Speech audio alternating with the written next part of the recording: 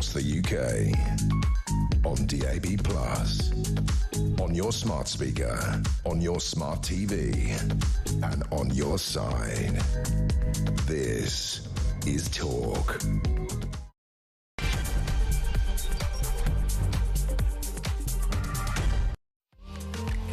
Well, a very good afternoon. Welcome to Talk Drive. I'm Peter Cardwell. Do you know how much we pay for energy in this country? UK domestic consumers pay an average of 36.39 pence per kilowatt hour. Do you know what they pay in America? 12.86 pence, about a third of what we pay for energy. We're going to talk about that within the context of Donald Trump attacking Starmer's net zero plans. They've also been attacked by the former head of MI6, who says that Ed Miliband is actually helping China, helping our enemies, by the push for net zero. We'll talk about that a little bit later on in the programme. Also, the Chagos deal, why is it costing so much? Why do we have to pay to give away our own land? Big questions there. Within the last few minutes, the UN chief, Antonio Guterres, has said that Israel has to put more aid into Gaza. We'll look at what he's saying. Also about the police telling British Jews to be vigilant after the Washington, D.C. attack. We'll talk to Jake Wallace-Simons, author of Israelophobia.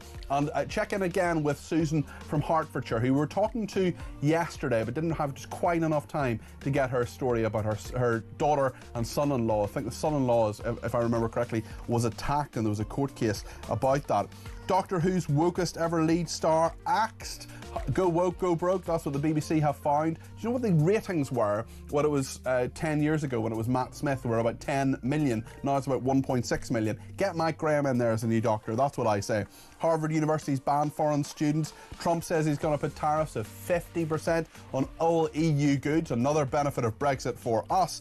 And we'll also look at no evidence, apparently, that early prison release schemes will work. We'll talk to Peter Blexley, our crime commentator, about that a bit later on. And guess what? The first nationalised train, do you know what it's going to be? A real replacement bus. Yes, really.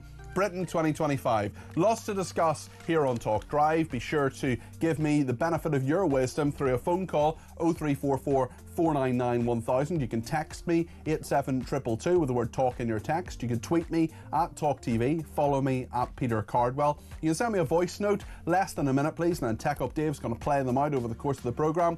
You can also send me a WhatsApp text message or give me a ring on the main number, 0344 499 1000. Loads to discuss between now and 7 o'clock. Stay with us here on Talk.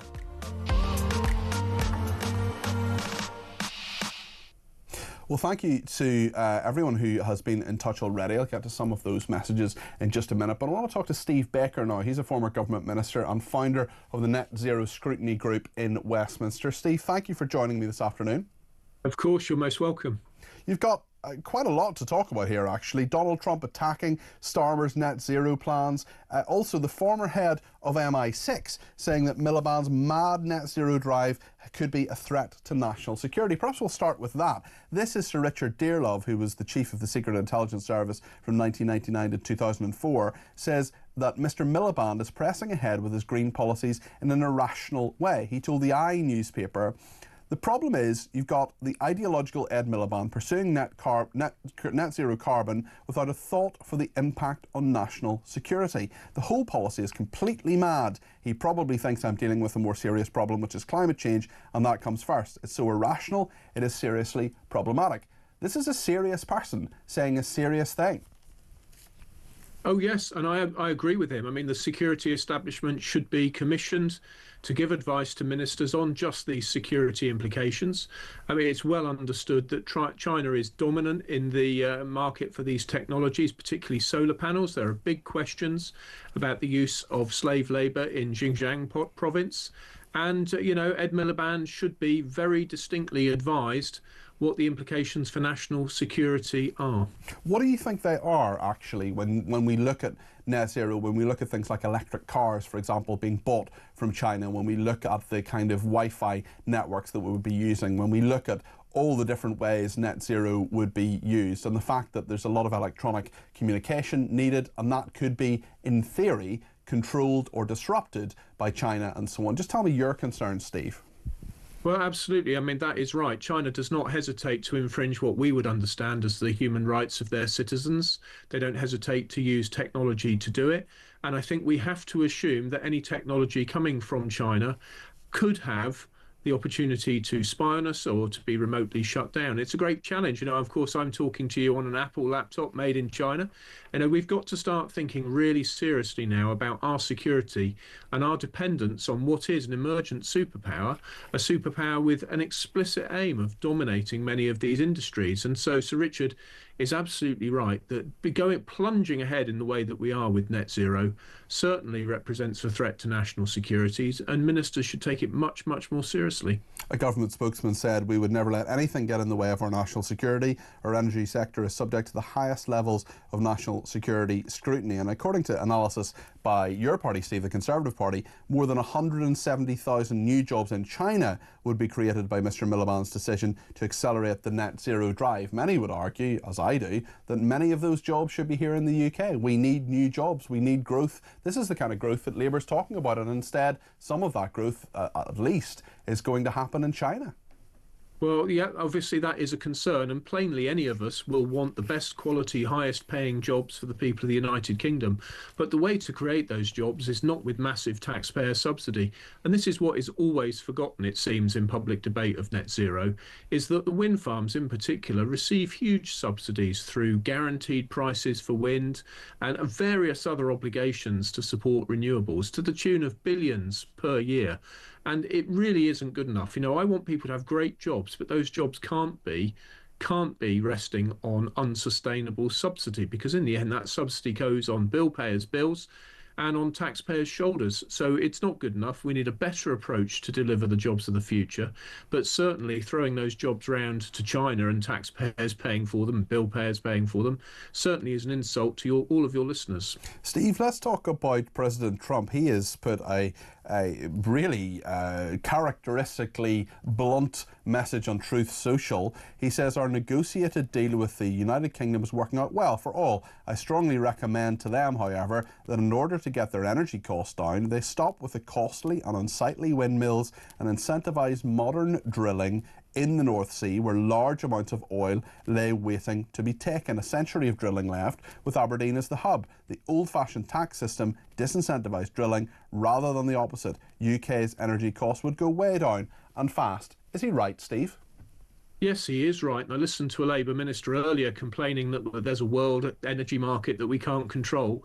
Well, we might have a bit more energy security if we use the energy under our seas and under our feet, and we should certainly do that. But just wait until President Trump finds out that Keir Starmer is opting us into the EU's energy market, their electricity market, their emissions trading scheme, and the carbon border adjustment mechanism. And I would think once the president has really assimilated that that's what's going on, he will probably hit us with the same tariffs that he's hitting the EU with. That would be my expectation. It's a wild idea that Keir Starmer's had. He should stop, and he should think very, very carefully about our place in the world. So on those particular tariffs, on the EU tariffs that we're going to be talking about more specifically a little bit later in the programme, you worry they could come to the UK as well? Yeah, absolutely. So what President Even Trump after the trade deal, Steve? Well, yeah, because the trade deal's not yet actually negotiated and concluded, nor is the EU deal. So all these things are up in the air, and we await the legal text. But what President Trump is trying to do with these brutal tariffs is drive nations to get rid of, behind the border, what's called non-tariff barriers, that is regulations, which prevent the sale of US goods. They've been trying to deal with it for years. It's come to a head with President Trump's tactics. But here's the thing, very, very simply, by pursuing these policies, Keir Starmer is opting the UK back into just the kind of EU regulations which President Trump is trying to stop. They're just the kind of regulations which cause him to apply these very high tariffs to the EU. So I think Keir Starmer faces a real crunch moment here. Is he honouring the referendum result by choosing the world's way of regulating, or is he going to opt us into following EU rules without a say and rejecting the United States and India and Australia and the Pacific Rim? And, it's pretty clear he's created an absolute mess. And this is the point I put to the Labour Minister, James Murray, last week. if we are going to be following, as a result of this, if we're going to be following more EU rules, well, surely that is an erosion of Brexit. It's really simple. He denied that, of course, but it's a really simple thing, is it not? They would say, oh, red lines, like not entering the customs union and things like that. That's fair enough. But I'm not talking about a massive erosion of Brexit, I'm talking about a significant but not entire one, where if you say we're going to do what the EU does on things like food standards, for example, well, you may as well be part of the EU for that specific thing. And when it comes to energy policy, that's a big risk too. But yeah, Peter, I cannot understand all these years on why the governing elite of this country overwhelmingly does not understand that a decision to leave the EU was a decision to be outside the EU's legal and political jurisdiction. The governing elite seems determined to hand governing to someone else. It's absolutely, it's crazy. I mean, I just can't understand it. And in particular on carbon, on electricity, on agri-food, they're determined to take the easy way out and hand us, the jurisdiction of this country, over to the EU without a sale. I say it's going to mean EU inspectors on our farms. You know, this is not what people voted for. Farmers voted to be out of the common agricultural policy in particular. We remain out of that policy, but they'll have inspectors because of agri-food rules. And this is really not what an independent and confident nation state should be doing. Of course, it's true that in relation to Northern Ireland, if we're in the same agri-food area, that will get rid of many of the problems which Northern Irish Unionists object to. But what I would say to them is, beware what you wish for, because if the whole of the UK ends up under EU jurisdiction because we need to accommodate Northern Irish Unionists, that is going to drive a massive wedge between Great Britain and Northern Ireland, and I really don't want the consequences of that wedge. It's a very fair point. I wonder how much you think the EU trade deal will have an impact on the American trade deal, neither of which are totally nailed down deals, but certainly with food standards, for example, as the same as the EU, well, surely that has an impact on what food we can export to America and what standards are there. Well, it absolutely does. You know, having independent control of our own regulatory policy is a requirement of the free trade agreements that we've struck, and we've just ceded that. Now, obviously, all this stuff gets very complicated very quickly, but the heart of the matter is this. Having entered into those agreements, we now face the prospect of litigation from, say, beef farmers or chicken farmers to say that the EU is now in breach of its obligations by signing up to the EU's rules. I thought we'd taken this choice, that we were going to be a free trading global nation with, yes, a broad and deep agreement of cooperation and free trade with the EU, but that we were going to take our own choices in the world. And what Keir Starmer has done, he's kind of finessed it. He's not rejoined the single market or the customs union, but on agri-food, on electricity, on emissions trading, on carbon border adjustment, he has opted us back into the EU's jurisdiction, and it's going to create a really unholy mess. Steve, thank you. That's Steve Baker there, former government minister, founder of the Net Zero Scrutiny Group in Westminster. Lots of people getting in touch, including Andy in Thatcham, who says, so Starmer thinks not doing the Chagos deal will be a threat to our national security, and Richard Dearlove says the net zero race will be a threat to our national security. The only threat I can see to our national security is two-tier Keir the traitor, says Andy in Thatcham. That word traitor I've heard more this week than any other time. Grant's been in touch and says, I'm fully on board with us drilling for more oil, but I'm still unsure that brings our prices down. Aren't the rigs run by multinational companies that sell on the open market? So it would be good if someone can say how it will bring our prices directly down, or is it just by bringing overall international price of oil down that we are gaining by? I'd like to see a direct correlation of our price coming down from our oil, and if there isn't one already, then why not? Grant, it's a very good point, and I return to the point in 2023, the last year for which figures are available, UK domestic consumers paid an average of 36 pence per kilowatt hour for electricity. In the US, 12.86 pence. For industrial users, the gap was starker, 25 pence in the UK, 6p in the US. Why is their energy so high? And should the government listen to Trump and scrap net zero? What do you think about that? 0344 499 1000. Lots to discuss. We're going to talk in a second about that Chagos deal. Why is it costing us so much? What's the point of it? How will it benefit us? Rear Admiral Chris Parry is with us in a second.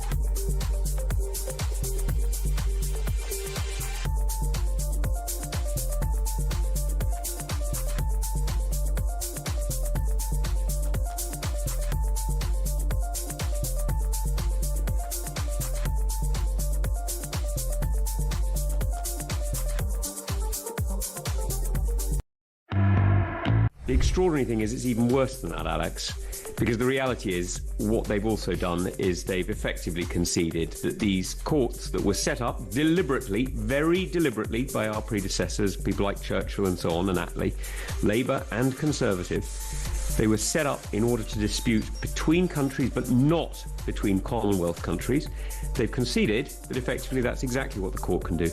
Now, do you think that it's going to stop in Mauritius? No, of course it's not. Of course it's not.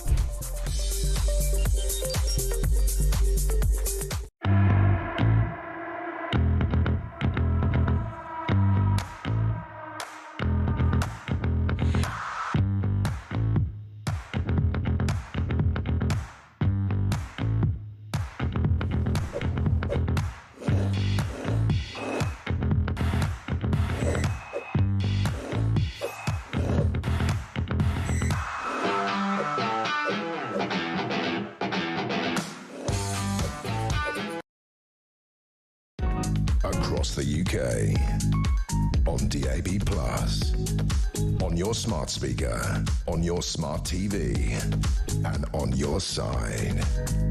This is Talk.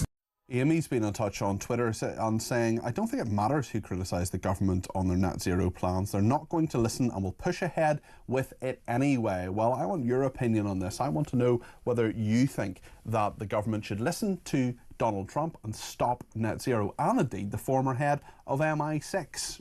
You know, he talks a lot of sense. He knows these things. He knows that there will be problems with China, problems with information security, and you know, could they stop? I don't want to be alarmist about this, but could they stop our electric cars in their tracks simply with a flick of a button? Andy in Alicante has been in touch and says, I bet you won't get an answer to the question why give Chagos away at all, as no one seems to be able to provide a reasonable explanation for it. Oh, and please remember, it's not giving them back to Mauritius, as they never previously owned the Chagos Islands. Sounding great as usual. Andy, thanks, and thanks for that reminder as well. Actually, a very, very important thing. I just want to remind ourselves of what Keir Starmer said about the Chagos deal yesterday. So there's no alternative but to act in Britain's national interest. By agreeing to this deal now on our terms, we're securing strong protections, including from malign influence, that will allow the base to operate well into the next century, helping to keep us safe for generations to come. Now, other approaches to secure the base have been tried over the years, and they have failed. Boris Johnson failed in his efforts to endlessly delay. Liz Truss then started the negotiations. We inherited a negotiation in which the principle of giving up UK sovereignty had already been conceded by the previous Tory government. Our deal has concluded those negotiations in the national interest. Yes, the Conservatives gave up the principle of the islands being conceded, therefore Labour couldn't do anything at all. There was no way they could say, actually, we're not going to do that anymore. There's no way they could go back on that, clearly. We'll talk to Chris Barry about that in a second. Rear Admiral Chris Barry, former NATO and Royal Navy commander. But just before we do, I want to just remind ourselves what the Defence Secretary John Healey said in the House of Commons to further affirm the UK's position, UK government's position on the Chagos Islands. There is no viable alternative option than this deal. The senior military figure that was part of the treaty signing this afternoon, General Jim Hockenhull, confirmed that publicly. The Honourable Gentleman knows this. He was a Defence Minister until the last election. He knows that was the advice that he and his previous government were given. Even the spokesperson for his leader admitted in February that a deal is needed. Reported in Playbook, said a spokesperson for Badenoch insisted she understands negotiations over the islands are needed due to the international legal position. That is the job that we have done. They conceded the principle that a deal was required to safeguard the long-term protection and control of this base. They conducted 11 rounds of negotiation before the last election. We did the deal today. Very small point, but why do people still don't know it's Badenoch? Why do they call her Badenoch when we all know it's Badenoch? She actually gets very annoyed with that. Let's just pronounce her name correctly. Crazy thought. That was John Healey there speaking to James Cartledge. He's referring to his shadow, the Shadow Defence Secretary James Cartledge, who he correctly says was a Defence Minister in the Conservative administration. Well, Rear Admiral Chris Parry's with us now. He's a former NATO and Royal Navy commander. Chris, what do you make of this deal? Why has it happened, do you think? I've no idea. Let's just get this into perspective, Peter. This is the biggest giveaway in terms of area of British sovereign territory since the end of the 100 Years' War in 1453. And it's costing us 15 times more than it cost to retake the Falklands in 1982. I see no strategic reason at all to give up the Chagos Islands. If you give me £30 billion, I'll defend it till the crack of doom. There's absolutely no threat that we can't deal with in relation to those islands should we choose to defend them. It's fatuous to say that the Tories got us into this because the Tories adopted the principle of Westminster. Yeah, we've got a problem, but as long as we're talking, we're not doing anything about it. We'll stretch it out. I'm afraid to say, my view is this is the vanity and arrogance of a tight group of lawyers centred on the Prime Minister, Lord Hermer, Philip Sands and everybody else in that little group of his. They're simply giving it away because they want to burnish their decolonisation credentials and nothing else. You heard John Healey quote Jim Hockenhull, the general standing next to Keir Starmer yesterday. I've never seen a general look so uncomfortable in terms of body language when the Prime Minister was intoning that endless waffle about all sorts of things other than what was important. Is it just waffle? Is there no strategic advantage to this? Is there no aspect of this that you can see from a security perspective that makes us safer in any way, even if we do have to give away this huge amount of money? None whatsoever. Wow. The situation tomorrow is the same as it was yesterday. I'm afraid to say that dressing up saying, oh, I can't talk about it because it's classified just doesn't cut it, I'm afraid. If you're planning to give away British sovereign territory, planning to fleece the British public of 30 billion plus, and it won't be 30 billion after inflation, it'll be nearer 42 billion. You can buy a complete Trident submarine ballistic missile system for what we're going to pay Mauritius. And of course, Peter, it's not Mauritius at all, because we know that Mauritius is up to its neck in debt to China for China building infrastructure in Mauritius. We're actually paying China here. And that leads to other questions too, isn't it? Nobody's done the due diligence on where this money's going to go. Is it going to go to Mauritius? I doubt it. And if you look at a report by the Royal United Services Institute recently, they said that Russia was all over providing leverage for Mauritius in the UN and also in the courts to try and get the ICJ to be able to make this judgment. And guess what? One of the judges right at the heart of it is a Chinese judge. It is entirely in China's and Russia's interest that they load the costs on Britain for having Diego Garcia. We are being absolutely conned. And the Chagosian people as well, many of whom live in Mauritius because they have to, they have been told since 2021 that they can't even say publicly that the Chagos Islands should be British, because that would be something that would be clamped down upon by the Mauritian authorities. So there isn't even the free speech in order to do that. I spoke to one of their members here in Britain yesterday, and they are obviously incredibly annoyed by this. Yeah, I mean, for a government that prides itself on human rights and is claiming human rights in relation to this issue is trampling over the human rights of the Chagosians, who have, frankly, first refusal on these islands. It's disgraceful. It's probably the worst strategic decision I've seen in my adult lifetime. Wow. I mean, that's a major claim. That's a major thing for you to say, Chris. And you can't see any reason for it other than this sort of backslapping, we're not colonialists anymore, we're giving these people back. But they're not even giving them back because Mauritius has never had them in the first place, as our texter pointed out there. They're giving them away rather than giving them back. They're not even giving them back to the Chagosian people. They have been disenfranchised here. Their land is gone.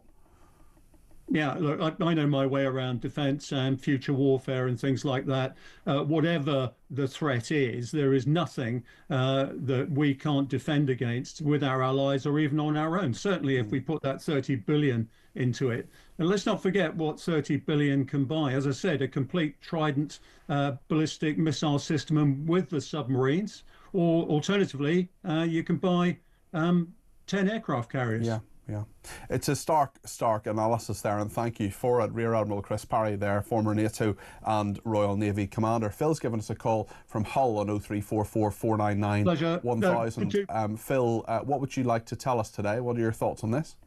Well, Peter, I'm a bit late to the show because I've been up all night trying to work out how an average of 101 million for 99 years works out at 3.4 billion. Yeah, I know what you mean. Yeah, the sums don't quite add up, do they? No. But I just said to the lady before, I said, in all my 80 years, I've had prime ministers that I disagreed with, from Major to May to Corbyn. I've disagreed with them, but this one... Thankfully he wasn't prime minister. No, but I'm saying that there's politicians that I've disagreed with, politic-wise. Yes. But this guy, I absolutely detest, and I'm sorry I have to say that. It's just a disgrace to this country. He can't give stuff away quick enough. This Chagos deal is absolutely ridiculous. It made it sound as though Mauritius is going to invade us. You know, and the other deal with Europe, you can use the e-gates. I know, it's very exciting. I don't know about you, Phil, but I can't wait to use the e-gates on my holiday. Graham has been in touch on this one and says, if this deal is so good, why is Starmer giving all the credit to the Conservatives, Phil? It's a very good point, isn't it? Yeah, but as I say, it's not even in the EU's power. As far as I understand it, each individual country... Yeah, the e-gates, yeah. You're right. It all goes into a negotiation the night before, say, I'm going to sign a deal tomorrow, before he's even finished negotiating. This one with America, the USA. Well, Cammy Badenoch says, Phil, she says when Labour negotiates, Britain loses. Do you agree with her? Oh, absolutely. I mean, you tell me one deal. I mean, it's an embarrassment. I mean, with this thing with Europe, with Macron, he's got like a bromance with Macron, and Macron does absolutely jack for us. He don't care about us. He cares about French fishermen, about French everything. He doesn't care about us, but every time you see him, I've got a state visit for President Macron. Why? It's just unbelievable. He won't take any notice of Trump saying cancel net zero because it's a load of rubbish. People have been on saying with the business pays 4 times as much for electricity. So the consumer pays this, and yet it's tying us up to Europe's net zero plan. It's just beggars belief.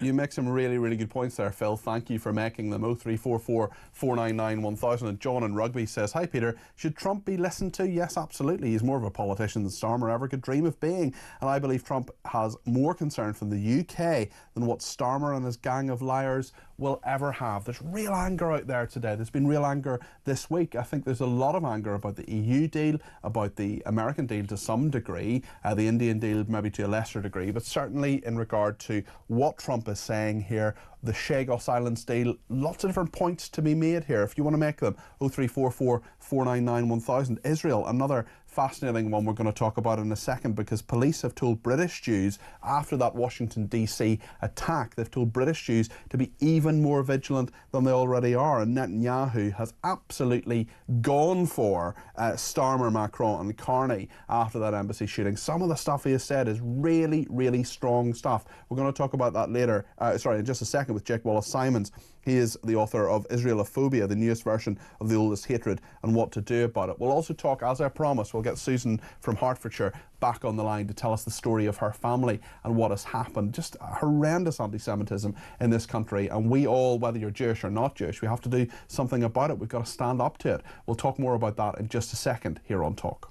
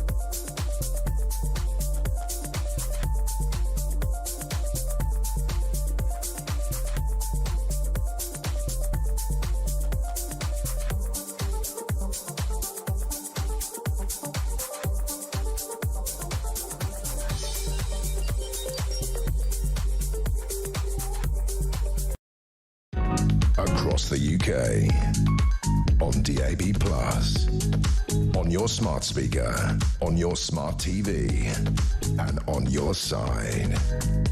This is Talk. You can indeed hear that match, the big match commentary on Sunday. Thanks for everybody who's got in touch, including Nick in Horsham, who says, I'm so cross with everything this Labour government is doing. How do we go about petitioning the King to dissolve Parliament right now? Well, you can do that. You can go on Petition's website in Parliament. You can create your own petition and try and get that. Try and get people to sign that. It would need 100,000 signatures to actually be debated in Parliament. Now, it's highly unlikely that it would ever happen because the King acts on the advice of the government. But listen, Nick, I can totally understand your anger. It's shared by many people, and if you have that anger, if you want to talk about it, 0344 499 1000 is the number to call, and we're the home of free speech, we're the home of common sense. We'll listen to you, we'll talk to you about it, we'll talk you through it. Should the UK listen to Trump and scrap net zero? What do you think of that? That's the question I'm asking today. I'm also very, very concerned about what is happening, not just in Israel, but with anti-Semitism in this country and indeed in America and around the world, actually. Late on Wednesday night, we remember that horrendous killing of 2 Israeli embassy workers in Washington, D.C. Then there was a reaction, of course, here in this country. David Lammy and Keir Starmer talking about the same day, talking about suspending trade talks with Israel, condemning Israel because of the humanitarian situation in Gaza. Well, Benjamin Netanyahu has gone even further on the leaders of UK, France, of this country, of France and Canada as well. There was a big statement out on, I think, Sunday night between the three of them condemning Israel. And we can just take a listen now to what the Prime Minister of Israel, Benjamin Netanyahu, has said about the UK government and others. I could never understand how this simple truth evades the leaders of France, Britain, Canada, and others. They're now proposing to establish a Palestinian state and reward these murderers with the ultimate prize. Well, for 18 years, we had a de facto Palestinian state. It's called Gaza. And what did we get? Peace? No. We got the most savage slaughter of Jews since the Holocaust. You won't be surprised to learn that Hamas thanked President Macron and Prime Ministers Starmer and Carney for demanding that Israel end its war in Gaza immediately. Hamas was right to thank them, because by issuing their demand, replete with a threat of sanctions against Israel, not Hamas, these three leaders effectively said they want Hamas to remain in power.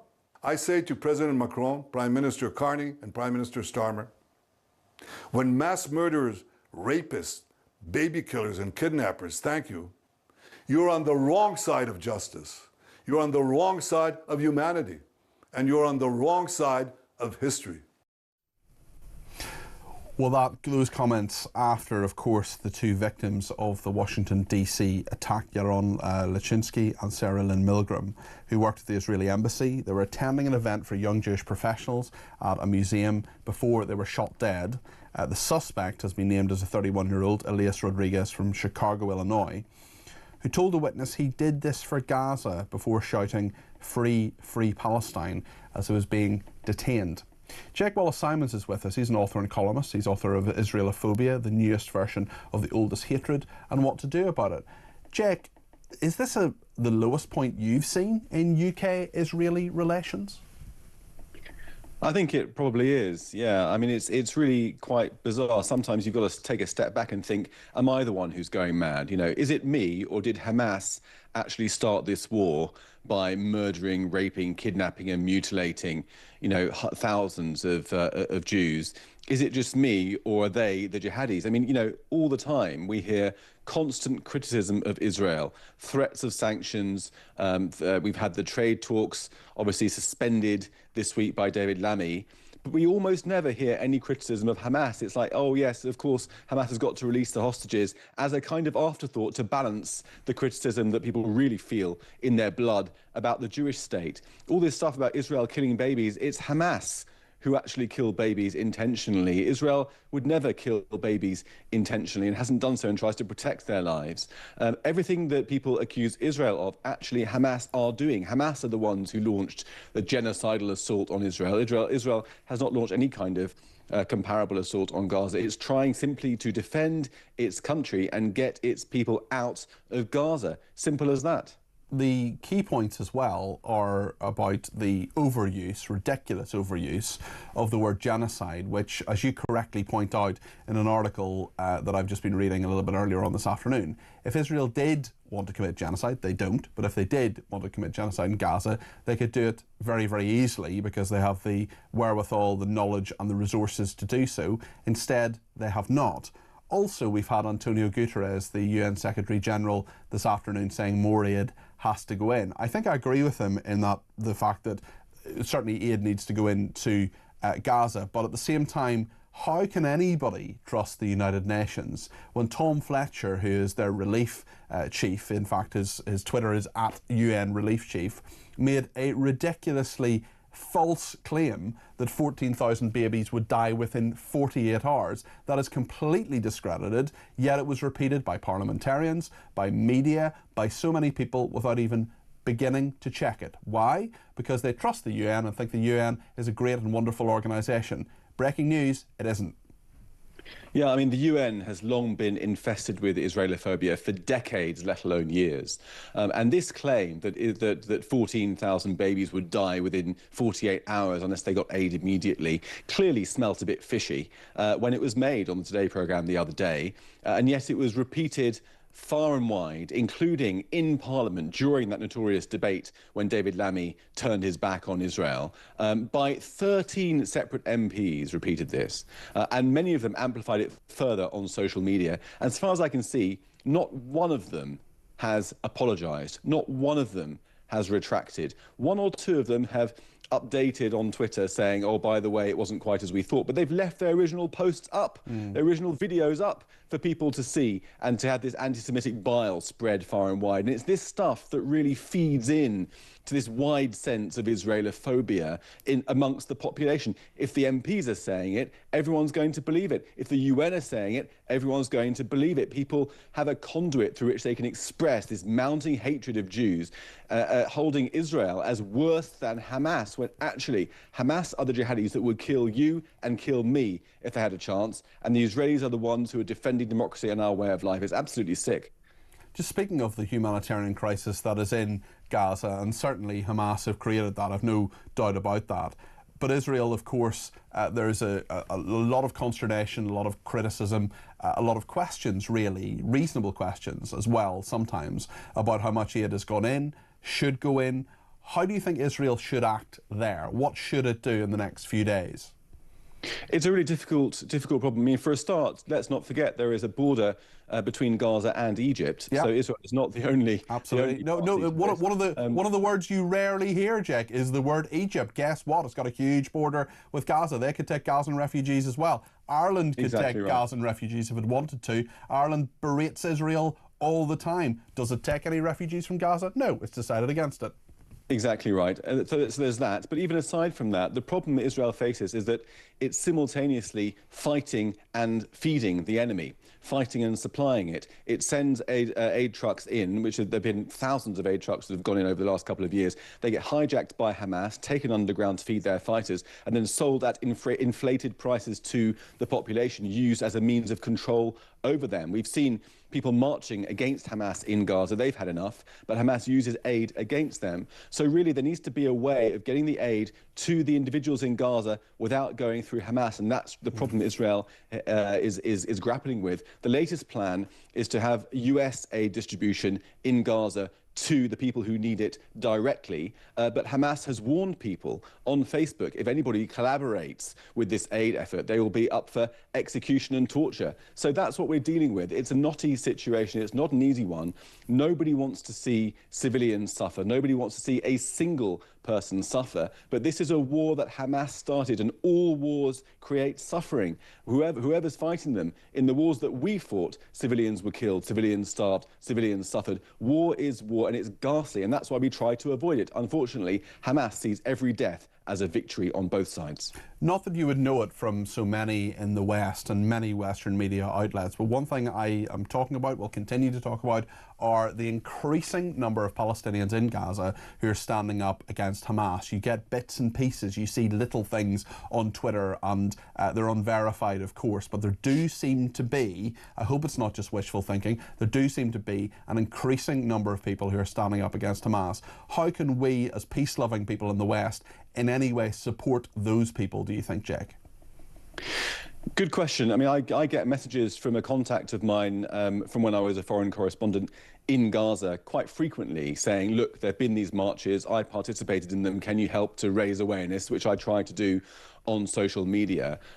These people need our support, but it's a basic and appalling fact that there have been far more marches against Hamas inside Gaza under the repression of Hamas than there have been on the streets of London. When did you last see people marching in their thousands against Hamas along Pall Mall or in Trafalgar Square or anywhere else? It hasn't happened. People have only been marching in favour of Hamas, I'm afraid, if not explicitly, then implicitly. And that applies also to David Lammy and this current government. You know, their stance has been applauded by Hamas. Just stop and think about that for a moment. Hamas have called David Lammy's stance a principled stance. That was the direct quote from their statement in response to his policy change. If you've got, you know, these jihadi murderers who would kill you and I, as I say, as soon as look at us, applauding Britain's foreign policy stance, there is something deeply, deeply wrong with our moral compass. David Lammy said that history would judge Israel, but I would suggest that that history will not judge him particularly favourably at all. He hasn't asked for that, though. That's something Hamas have said to him in his defence. Yeah, I mean, it's not much of a defence, though, is it? They're still applauding his position. Yeah, it's a fair point. It's a fair point.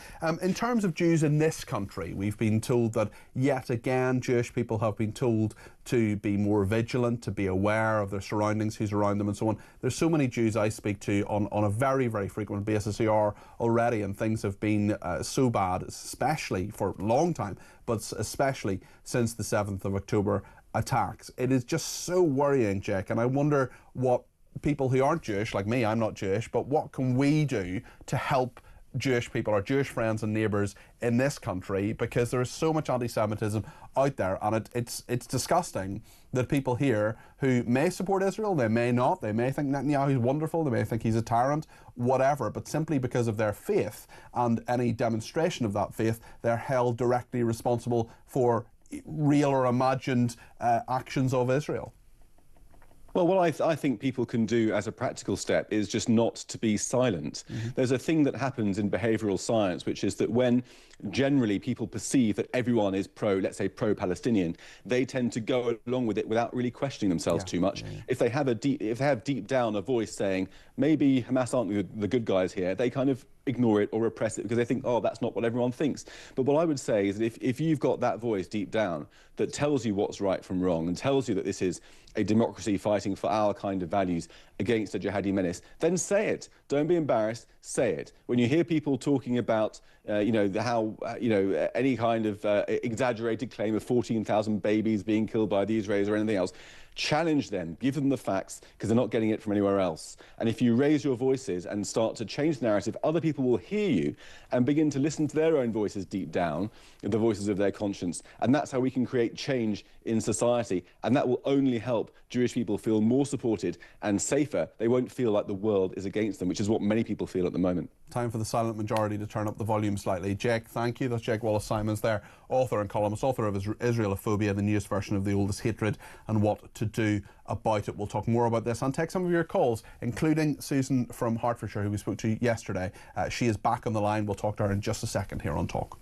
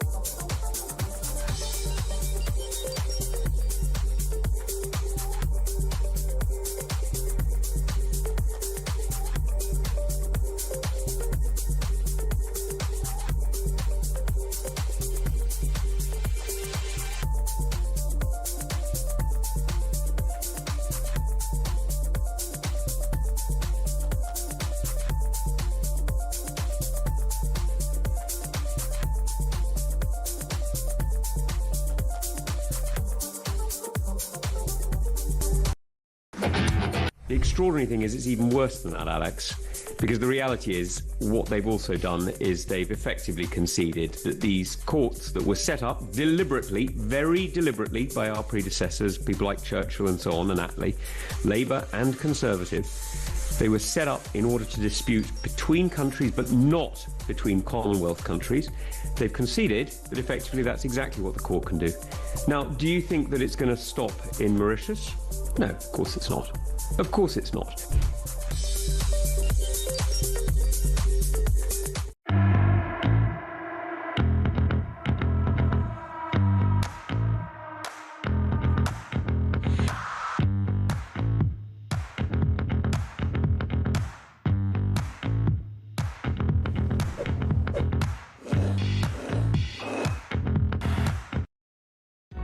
Across the UK, on DAB+, on your smart speaker, on your smart TV, and on your side.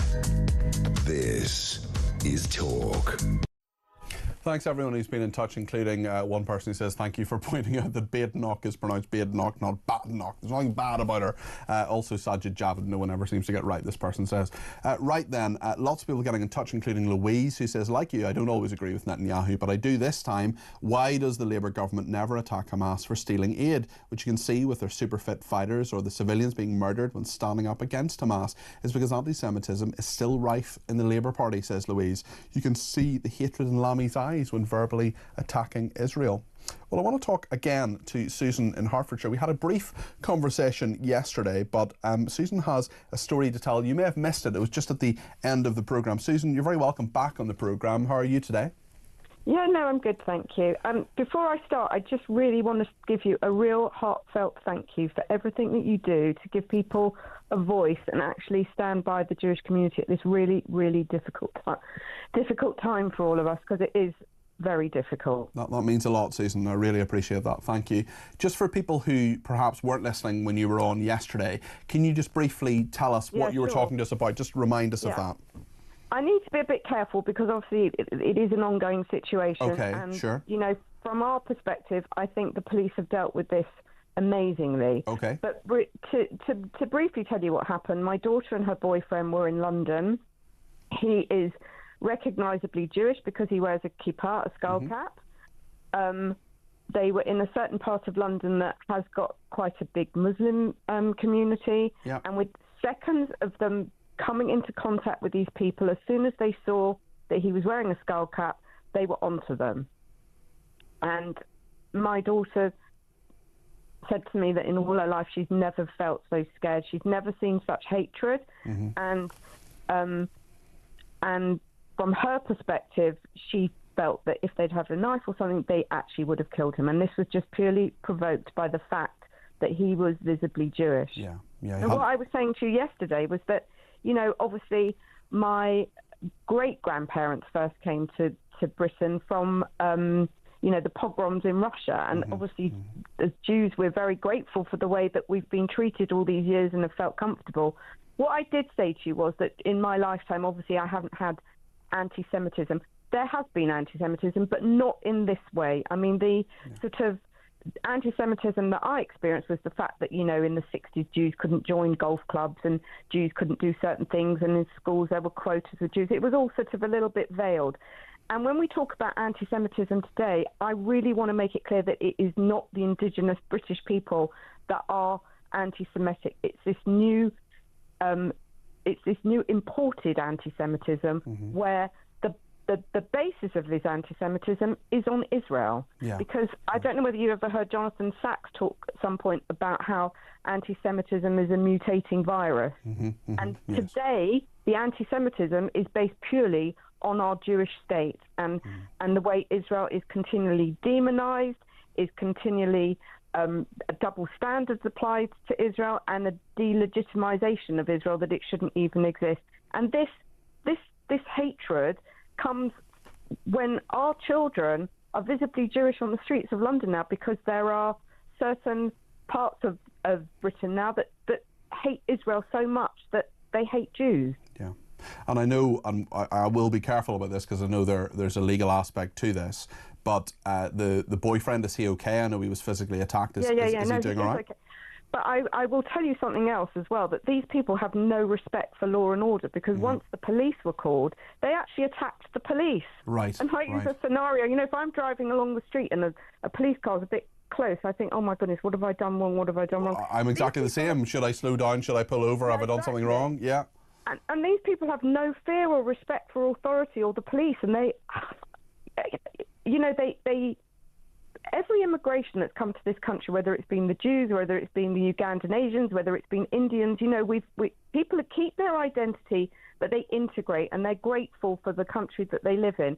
I don't know whether you're aware of this, but in the Sabbath service in a synagogue, every Saturday, we say a prayer for the royal family. Did you know that?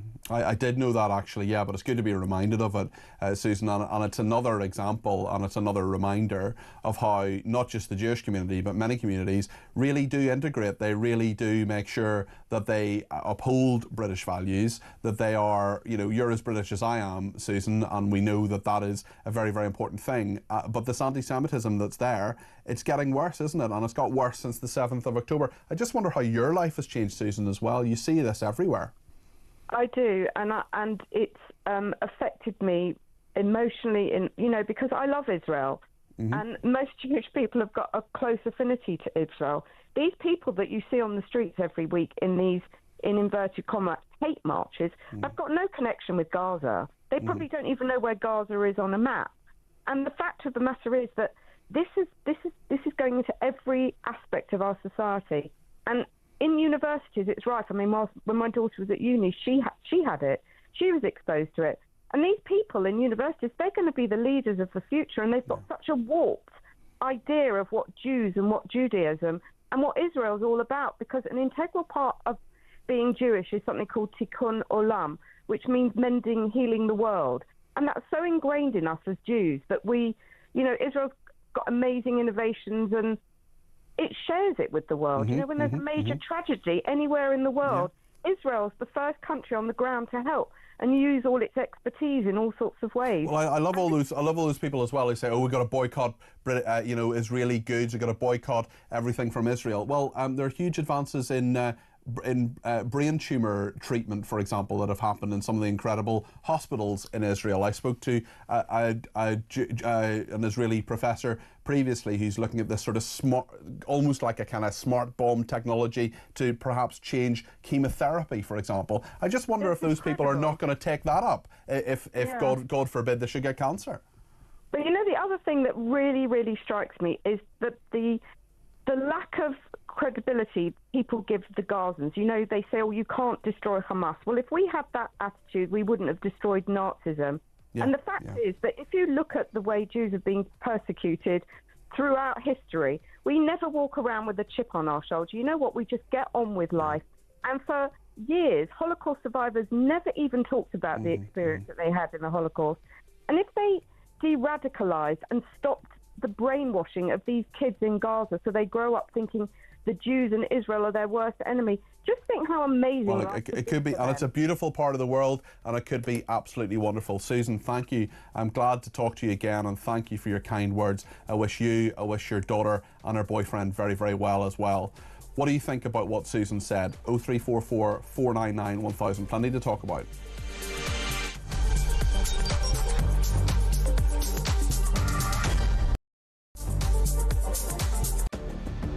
I can announce this government will begin the biggest sustained increase in defence spending since the end of the Cold War.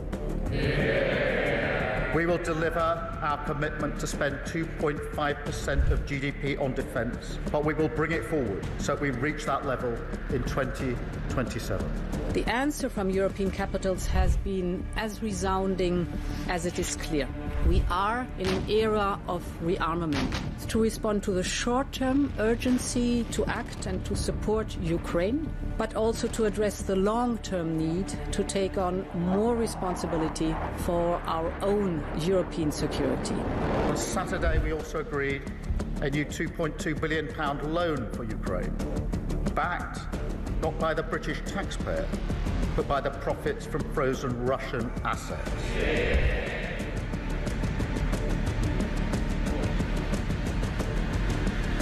it is my pleasure to bring from His Majesty the King a letter. He sends his best wishes and his regards, of course, but he also asked me to bear this letter and bring it to you.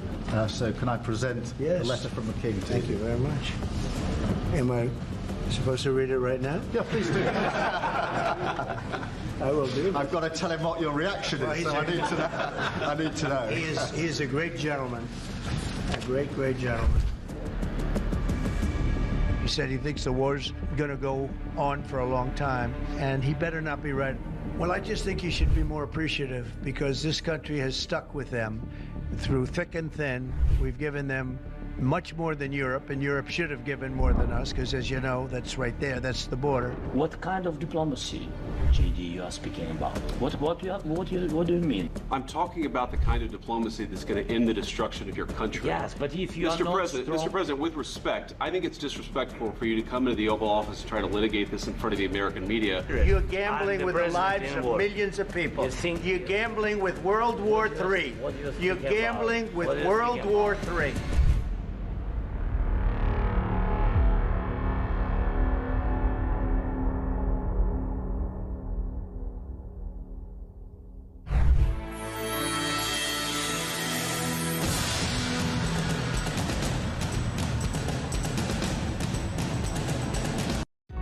Across the UK, on DAB+, on your smart speaker, on your smart TV, and on your side. This is Talk.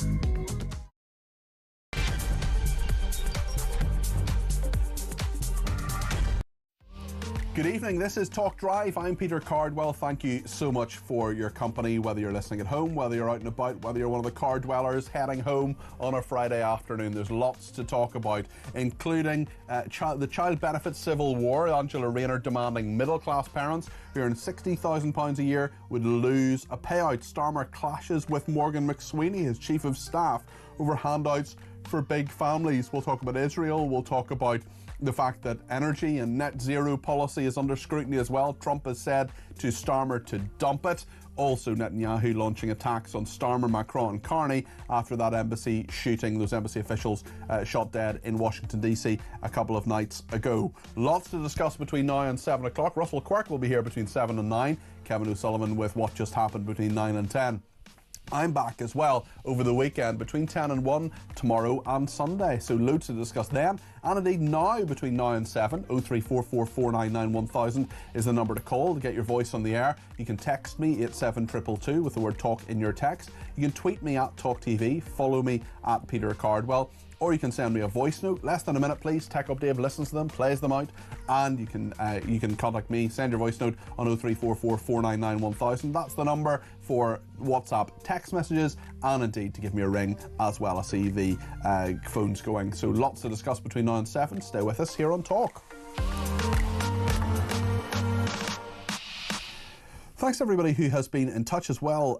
Chrissy says, Christina in Spain here, hi Peter, I don't really get it. Why is Islamophobia not okay, but anti-Semitism is? My heart goes out to our wonderful Jewish community. It's a disgrace.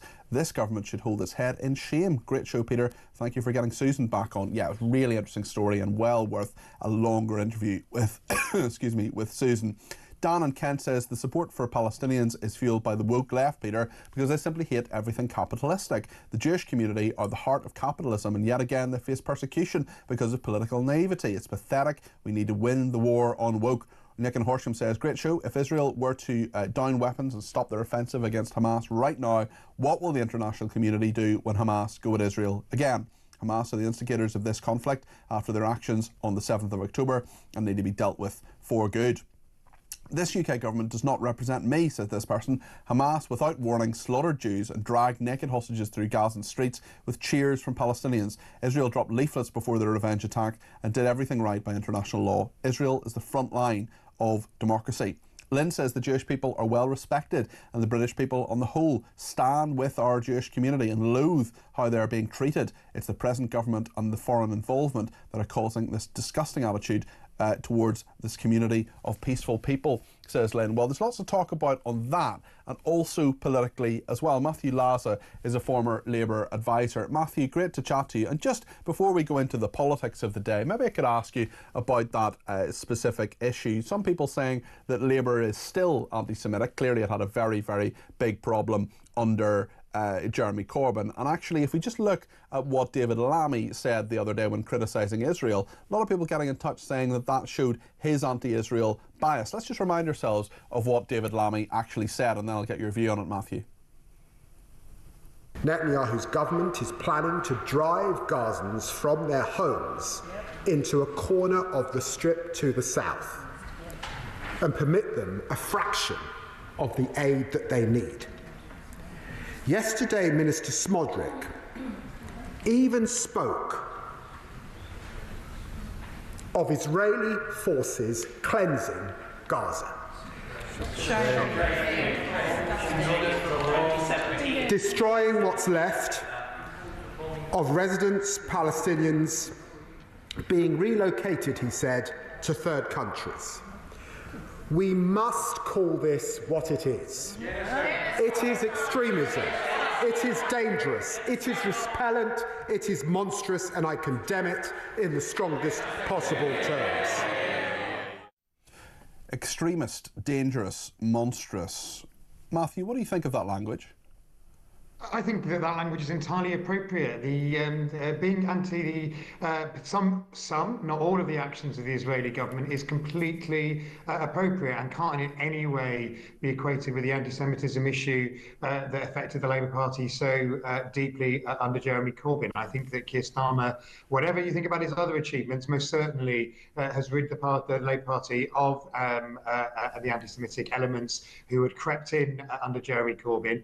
I have to say, Peter, that I'm a massive supporter of Israel's right to exist, but I'm not in any way a supporter of the comments from that particular Israeli cabinet minister, or indeed some of the more extreme actions and attitudes of the Netanyahu government. We've seen Netanyahu as well directly condemning Keir Starmer, saying essentially that Starmer, Macron and Mark Carney, the Prime Minister of Canada, have created an atmosphere where those, not that they're directly responsible for it, but they've created an atmosphere where those attacks happened in Washington, D.C. What do you make of Netanyahu's comments on that, Matthew? Well, I think they're both wrong and wholly inappropriate, and I think that they are a distraction. I mean, the attack in Washington was utterly despicable, and it should be condemned in the strongest and firmest terms. I don't think it was anything to do with the comments from those three prime ministers. In fact, I think the worst thing possible for Israel at the moment is the extremity of its position over getting aid in, and also the idea that it's somehow going to control and conquer the whole of territory of Gaza. So I think Netanyahu is the one who is turning public opinion against Israel. I do not blame him or anybody else other than the alleged shooter for the attacks in Washington, which are, indescribably evil. How should Gaza actually be governed then, if you're saying that an Israeli takeover is not what should happen? I mean, it was governed by Hamas badly for nearly 20 years. What is the alternative? You can't give it back to Hamas. You can't give it back to Hamas, but you have to give it back to the Palestinian people. I mean, it is quite literally wrong for another country to occupy the lands that are not its own. And in this context, that is absolutely clear. Now, clearly, because of the extent of the Israeli military action, which much of which was justified to attack Hamas, then you clearly are going to have Israel involved in the turning it back over to the Palestinian people. Will an international force be involved in the short or indeed medium term? We don't know. But the Gaza Strip is not just going to become an adjunct to Israel. If it does, there will just be more bloodshed, which I think nobody wants. And the last thing anybody wants, I mean, the biggest recruiting sergeant for Hamas is the extreme actions of the current Israeli cabinet. And we all want to see Hamas smashed, and we all want to see the 7th of October attacks, both never happening again, never repeated, and also those hostages who remain in custody freed. I don't think this is the way to go about it. As do many Israeli. What's interesting, Peter, is many people in Israel don't think that as well. Netanyahu is not especially popular in Israel. Absolutely correct. Absolutely correct. Millions of Israelis who think that millions of Israelis who agree with Mark Carney, Macron, and Keir Starmer, including people like Olmert, the former Prime Minister of Israel, who's actually on the centre-right of Israeli politics, but the centre-right, not the far-right, and who's spoken out in similar terms over the last couple of weeks. The benefits of a democracy with free speech and the freedom to disagree, unlike Hamas and which is what we need to see in Palestine, in the Palestinian territories. Obviously, it's a long road to get there, but it needs to be the road that the international community travel. Let's talk about another international leader who is criticising Keir Starmer. This is Donald Trump. He says our negotiated deal with the United Kingdom is working out well for all. I strongly recommend to them, however, that in order to get their energy costs down, they stop with the costly and unsightly windmills and incentivise modernised drilling in the North Sea, where large amounts of oil lie waiting to be taken. A century of drilling left, with Aberdeen as the hub. The old-fashioned tax system disincentivises drilling rather than the opposite. UK's energy costs would go way down and fast. We've also heard the former head of MI6 saying that Miliband's net zero drive has been branded a threat to national security. What do you think about that, Matthew? Well, I think first of all on Trump, I think everybody in British politics, whatever your view, needs to remember that this is utterly inappropriate for a foreign leader to be interfering in British public policy discourse. So the 100 Labour volunteers who went over to campaign for Kamala Harris, then they were wrong to do that because they were interfering with another nation's politics. Presumably, you would argue that. No, because those 100 Labour volunteers were Labour volunteers who went to campaign in a foreign election. They weren't the elected leader of another country interfering in British. But that's not what you said. That's not what you said a minute ago, Matthew. No, Matthew. That's not what you said a minute ago. You said it is wrong to interfere in another country's electoral politics. Let me be absolutely clear, Peter. It is wrong for a foreign government to interfere in the action, in the policies, or the domestic policies of another foreign government. So you would condemn Tony Blair. You would condemn Tony Blair for Iraq. You'd condemn Tony Blair for Afghanistan. You condemn Tony Blair for Kosovo, for example, because he's interfering in the actions of another government. No, because there were international policy. Of course, everybody's involved in foreign policy and international security situation. This is about the domestic policy. If Obama had said this, if Biden had said this, the right of British politics would have been up in arms, saying stop interfering. If Biden had said don't open a new power station, or don't give a new drilling license in the North Sea, he would rightly have been condemned. But this is not just a domestic issue, is it, Matthew? It's an international issue as well. Just let me say my question. The former head of MI6 has said that this could cause a national security problem for the country. That affects America. That affects our allies and the rest of the West as well. Donald Trump is giving his opinion on this. He is as entitled to his opinion as you are. I've never been to Afghanistan, but I have an opinion on what happens there. Well, neither you or I are elected leaders of a country, and never mind even elected politicians. So it's a big difference from the head of a foreign government. Surely they have more legitimacy if you're elected rather than just two people who haven't been elected to anything. So you would welcome other. I think there's a pretty double standards here, Peter. That we welcome it when it's somebody whose politics we agree with. But you don't when it's somebody whose politics you disagree with. And we have to, we cannot have foreign prime ministers telling us what to do. You're conflating two different issues here. What Trump says in his social media post is entirely about UK domestic policies. It literally says that. The issue that Dear Love has brought up, the former head of MI6, about the provision within the drive to net zero, and is actually plays the point I'm making, because he's saying we can't have foreign governments with the ability to affect our energy security, which is one possibility if you go down net zero and don't take out Chinese tech and are over-reliant on China as a supplier. I agree with that. That is literally saying we can't have foreign interference. We don't need it from China, and we don't need it from Donald Trump either. So when Obama, for example, said that he thought Brexit was a bad idea, you would condemn him for that?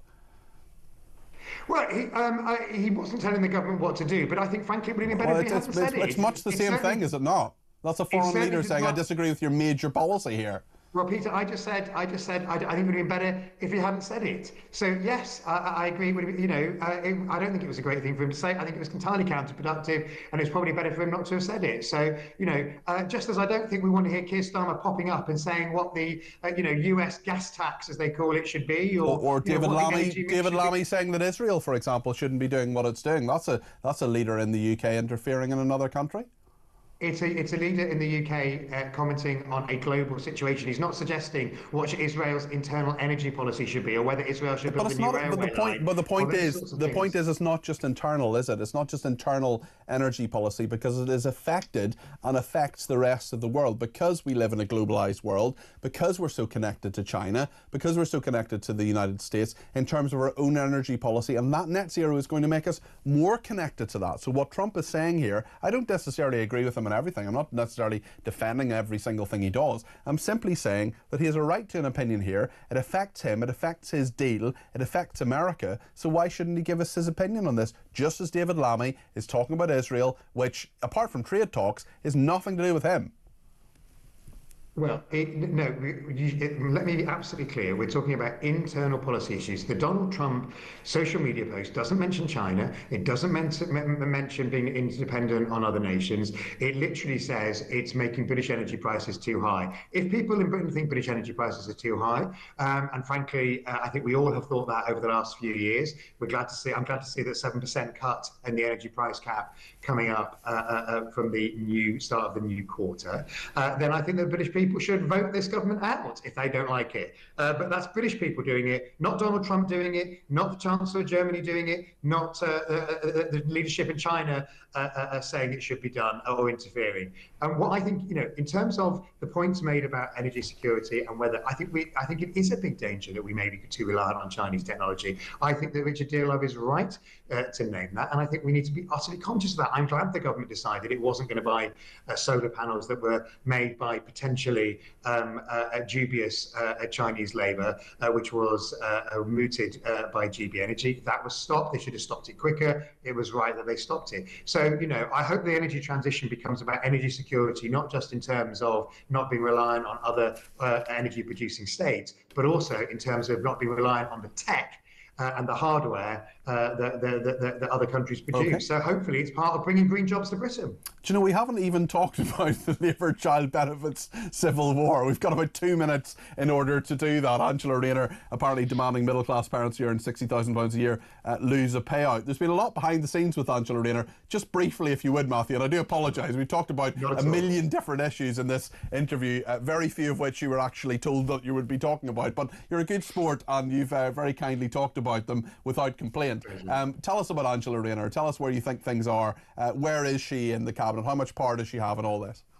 Absolutely. I'll try and do Angela Rayner in just a minute. I mean, so there are two rows going on at the moment. One is Angela Rayner has produced a whole set of, or produced a couple of months ago, but they've now just been leaked to the press, a whole set of proposals to raise extra revenue. They're not huge in the individual proposals, one of which is that she would revert to a Tory, how the Tories did child benefit, which was it starts being tapered out. You lose some of the money, the more the largest earner in the household earns. It was 50,000 where that kicked in. The Tories put it under the Tories. They put it up to 60,000. She's suggesting taking it back to 50,000. It's one of 10 proposals, all of which were rejected by Rachel Reeves. They haven't been enacted. But clearly the leaking of it is part of, some would say, a political manoeuvring from Angela Rayner. I think it's rather unsubtle and it will rather backfire because it's blatant that she's trying to sort of indicate to the Labour left that she's not crazy. She doesn't want to slap huge taxes, but there are things you can do which would raise extra money, which hit middle class people in particular, and across the 10 they kind of hit the same sort of income. She must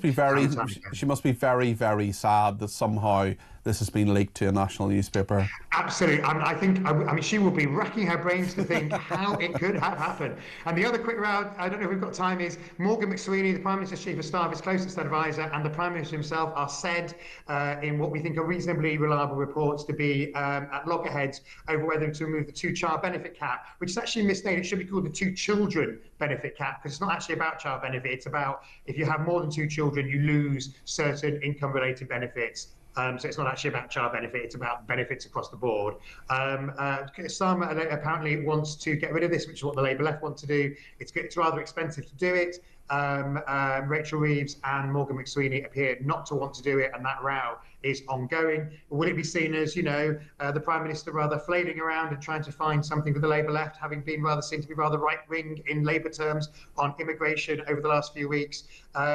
Is there a coherent strategy behind it? It doesn't always appear so, and I think that's the question that commentators will be asking. I think what we should do next Wednesday, Matthew, is invite you on to talk about Prime Minister's questions, and then ask you for 20 minutes about, Putin's policy in Russia, whatever, and then say, can you just sum up PMQs in a minute? Shall we do that?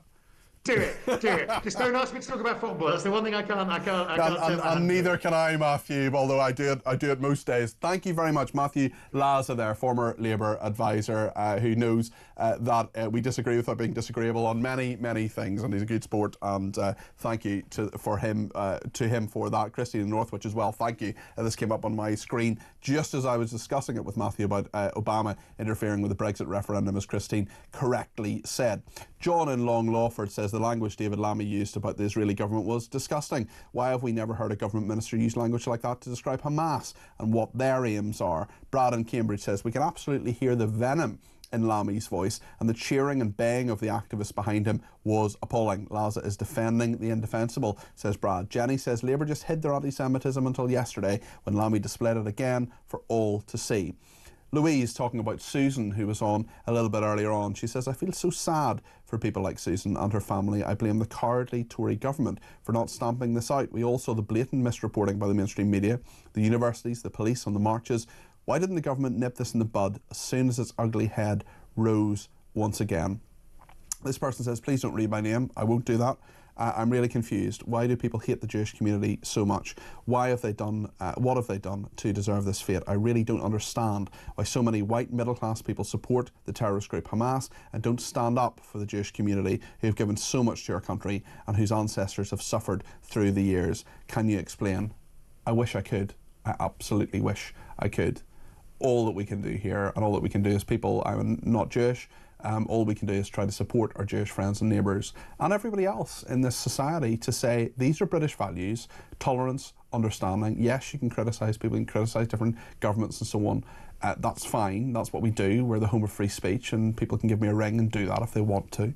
What we cannot do is hold people responsible for a government that has nothing to do with them. We project our hatred onto people simply because of their religion or their race or their ethnicity or their sexuality or whatever.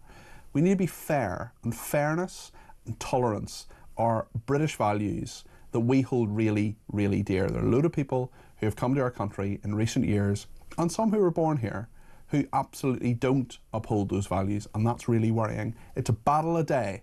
We're going to keep fighting here on Talk. Stay with us.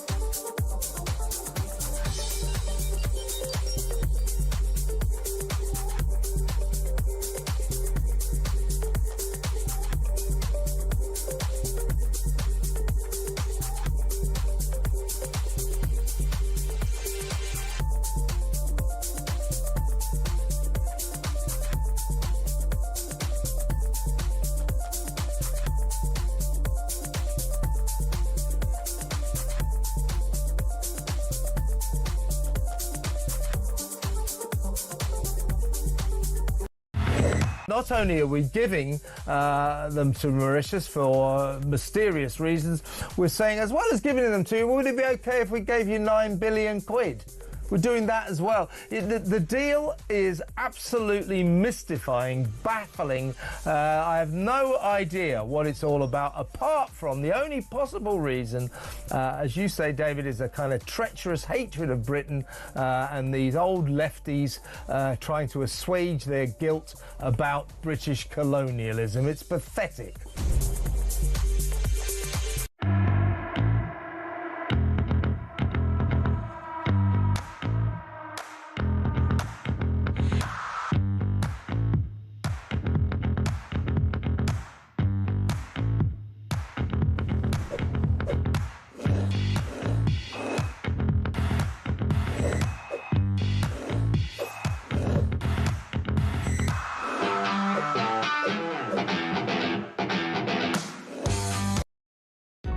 Across the UK, on DAB+, on your smart speaker, on your smart TV, and on your side.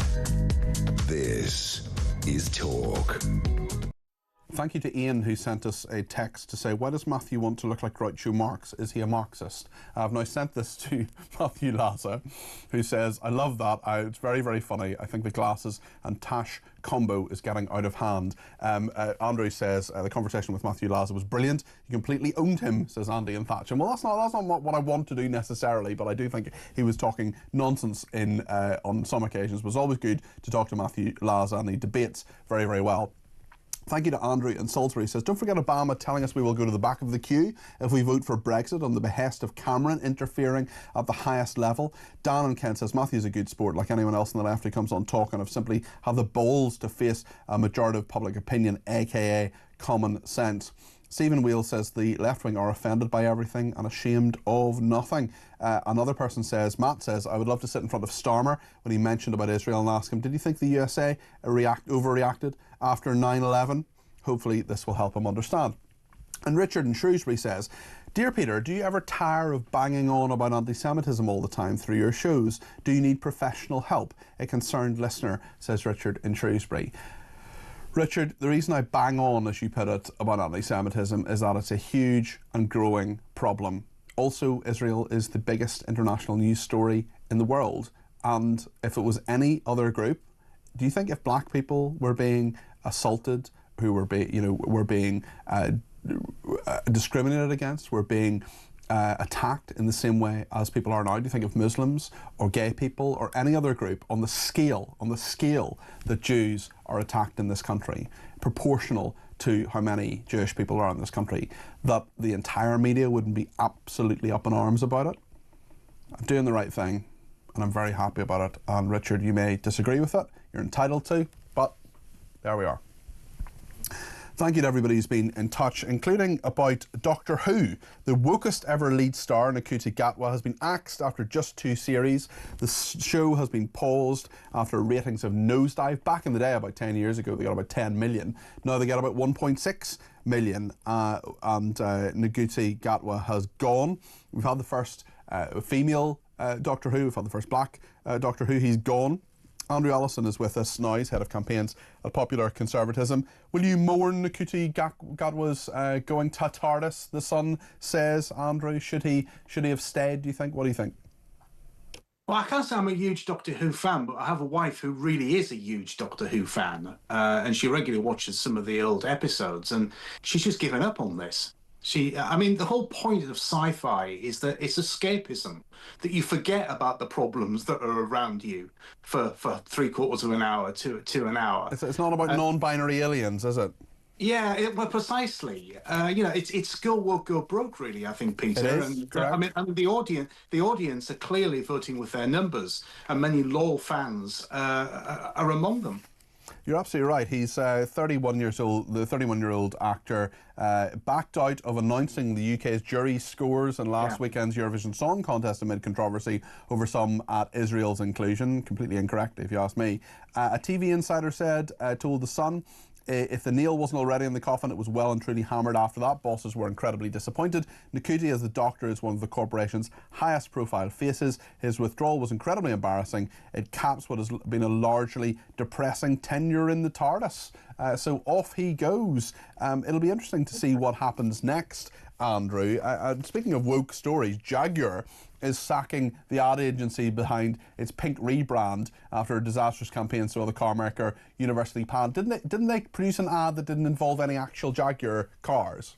Yeah, I think that. Yeah, mind you, a lot of advertising agencies tend to do that these days. You watch an advert on the television, Peter, and you don't have a clue what it's supposed to be advertising, because it's advertising some sort of concept, some sort of theme, some idea.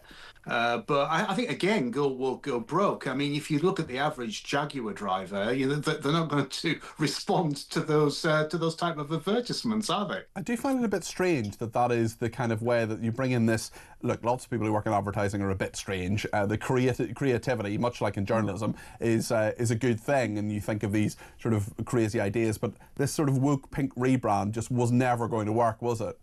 Well, it's never going to work for Jaguar, no, because yes, you can have different concepts and different ideas to try and get your messaging across, but you actually have to understand who your core market is. And let's be perfectly honest, that the average person who that was designed maybe yeah. Well, I mean female probably, but I mean that isn't the average Jaguar driver either. That's not being sexist, that's just stating a fact.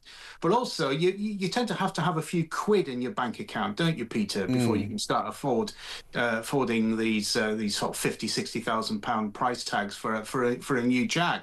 So it tends to be males, and it tends to be people sort of 50 plus. So that advertising that we're looking at on the screen now is not going to sell that car. Even the car looks ugly as well when you think of the vintage Jags, but it's not going to sell that car, is it, to the person who's likely to buy it? Call me old-fashioned, but what we do at this station is, forget all the lights and the desk and the technology around the fact that we're getting to you now. What you do at this station every day, what I do every day, what Ryan, the producer, does every day, is you think about the audience. You start with the audience, work your way backwards. Then you come to this chair, this is the furthest bit back, and you say, right, we're now going to talk to you about the things that we think you will want to talk about. And if you don't want to talk about them, or you think we're talking nonsense, you tell us immediately by ringing us, texting us, tweeting us. Some people disagree with us. That's fine. We have that conversation. But not understanding your audience is the number one thing that goes wrong with media, goes wrong with a new TV station, goes wrong with an advertising campaign that doesn't work, a magazine that has 2 or 3 editions and then it disappears. You've got to understand the audience. My view is that Doctor Who didn't understand its audience, and Jaguar didn't understand its audience, and that's why both of them have failed. Yeah, I think you're probably right there, Peter. I mean, as you said, Talk really asks its viewers and listeners to contact the station in a variety of ways. So you're interested in what they're thinking and what they're saying, and therefore you tailor something to them. The Sun newspaper has been fantastic over the years at knowing its readership. It knows what its readers want. And that's why it's been hugely successful. You take your eye off the ball and you do something completely different, and you certainly give the impression that you don't understand who your customers are, who your market is. Then of course everything's going to go south, and that's exactly what's happened with Doctor Who and with Jaguar. And so it has occurred. Andrew, thanks, wise words there. Andrew Allison, there, head of campaigns at the Popcons and the Popular Conservatives. Lots more to discuss, and just talking about your views, we're going to have them in just a second. We're also going to talk to Laurie Laird about the Trump tariffs. He's threatened 50% tariffs on EU goods. Could they come to this country too? That's what I'm worried about. Also, Harvard has banned foreign students. I'm sure you'll be getting the violins out for the incredibly privileged students who go to Harvard, but actually a quarter of its foreign body is that something that Trump should actually have done? Let us know your thoughts. 0344 499 1000.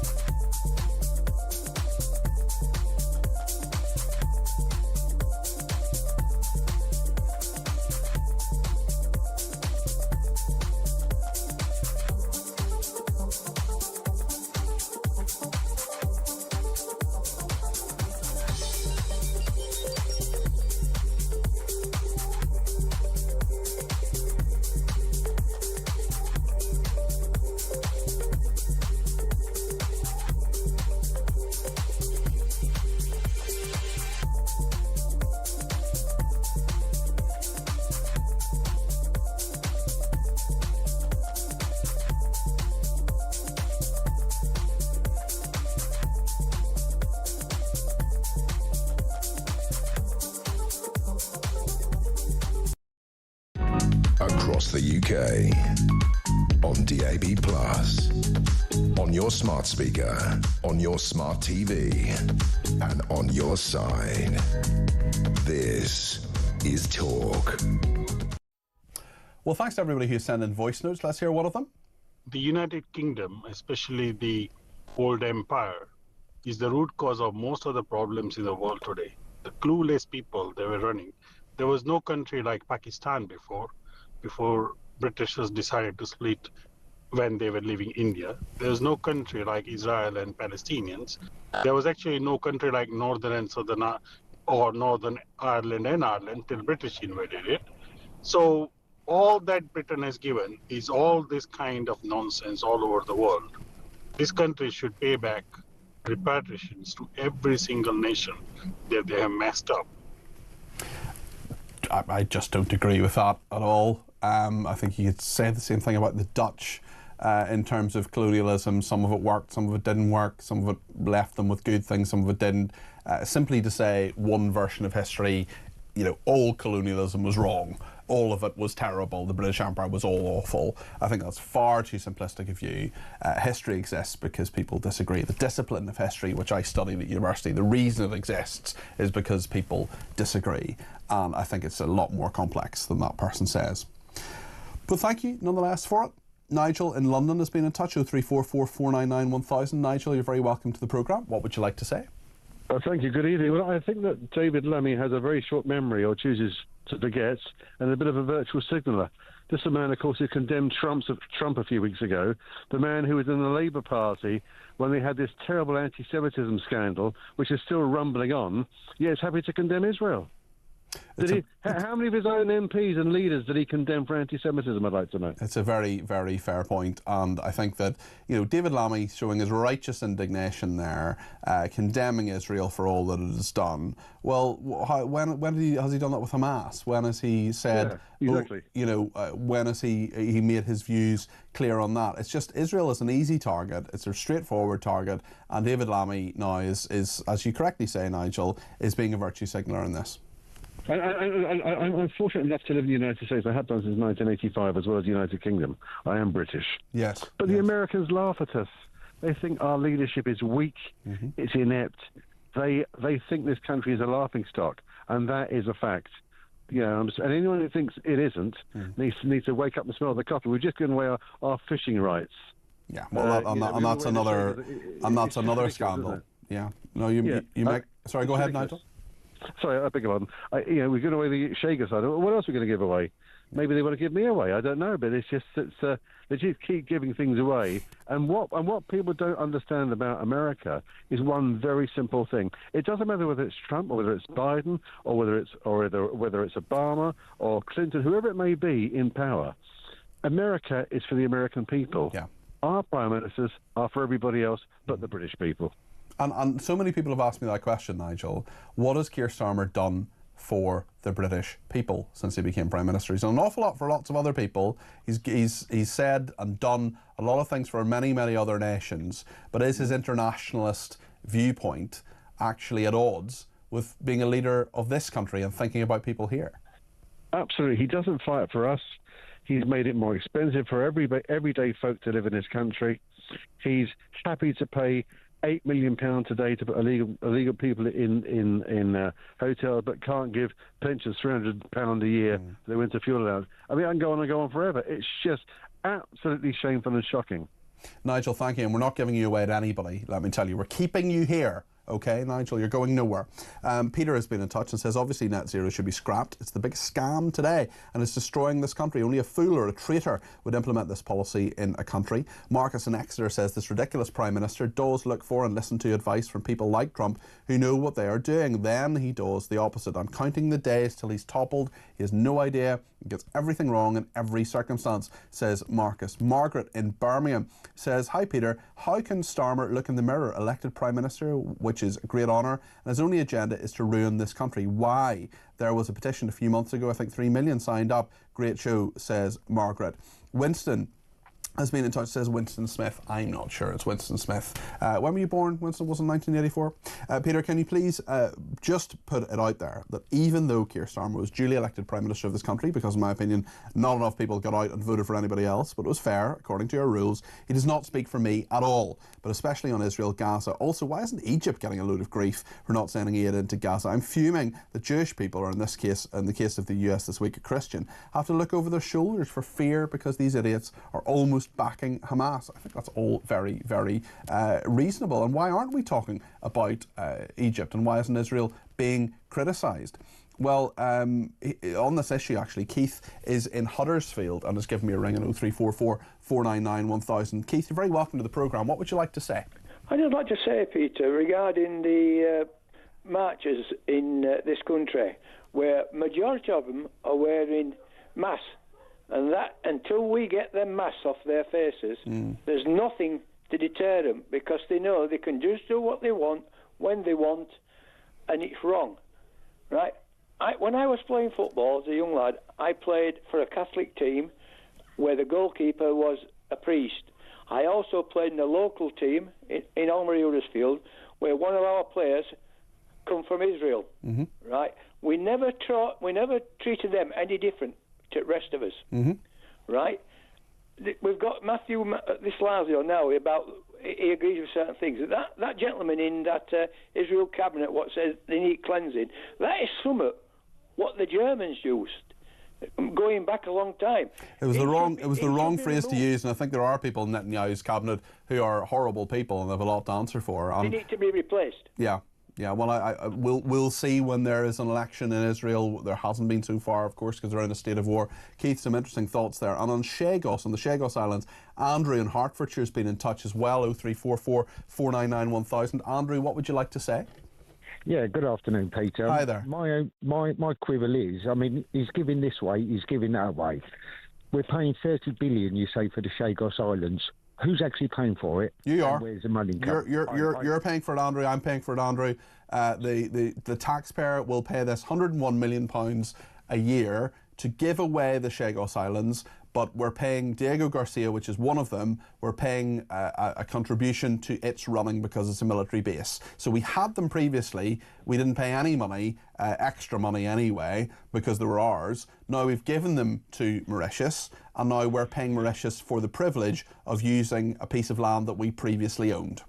Yeah, but we're also, that idiot has also signed us up to the EU, which we've now got to pay into as well. So that's more money that we're going to have to keep paying out. Correct. And the other thing that gripes me, which I didn't understand earlier, which was, you said on the thing about dissolving Parliament.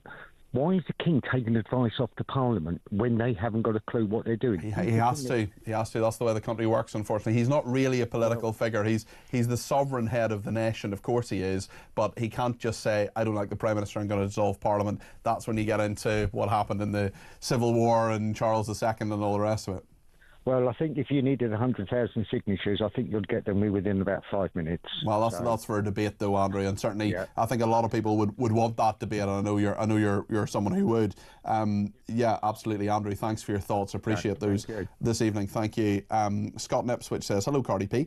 I think your balanced professional presenting style is truly informative, and I love how you stand strong when you feel passionate on different subjects." Top man, says Scott. Scott, thank you. I try not to read out those messages too often, but I just started reading that and thought I'd just continue reading it. So thank you. Peter, I've watched Doctor Who since the first episode, but the last few years, the overly woke writer Steve Moffat trying to teach us all woke lessons is the reason the series is bombing. Steve Moffat said, "I really wanted to give the Tories a kicking in this episode. I can't watch it anymore because of this," says Kevin in East Sussex. I mean, what is the writer of Doctor Who got to do with politics in this country? It's not about the Conservatives or Labour or anybody else. It's Saturday evening entertainment. That is what it's about. There shouldn't be a political message. And this is someone who loves politics. Angela says, "Please tell Matthew Laza, Trump speaks for me in this instance. Keith Starmer certainly doesn't." Why do people call him Keith? I always find it kind of amusing that they call him Keith in a sort of slightly derogatory way when his name is Keir. I always find that quite amusing. Mira has been in touch and says, "Thank you so much for standing by us in our coverage. Shabbat has just started here in Israel, and the body of your own will be laid to rest. We only had a short time to grieve before we saw how the internet reacted to their deaths," talking about what happened in Washington, D.C. the other evening. We had missiles again from Yemen, 4 a.m, and expect the same again at any moment. This has become our everyday, and the hostages are still not home, says Mira. Well, thank you very much for your message, and I'm just so sorry to hear that you and many other Israeli people, and there are people who send me messages and direct messages and various things to let me know what's happening there, and thank you for doing that to people who are our listeners and viewers in Israel. Stephen East Yorkshire says the guy condemning British colonialism was speaking English. Clearly doesn't get the meaning of irony. And Neil says, Cardi P, isn't it amazing how one of your last callers states that Britain is the cause of all the world's problems? Why does he live here then? Thank you, Neil, for that. We'll take more calls as time goes on. We're also going to talk to Laurie Laird in a second, US political commentator and economist, about the Trump tariffs. He's threatening 50% tariffs on all EU goods. He's also banned Harvard University, one of the biggest and most successful and most prestigious universities in America, part of the Ivy League, from having foreign students. Currently they have about a quarter of their student body. So we'll talk to Laurie about that and get our view on the net zero discussion as well in just a second here on Talk.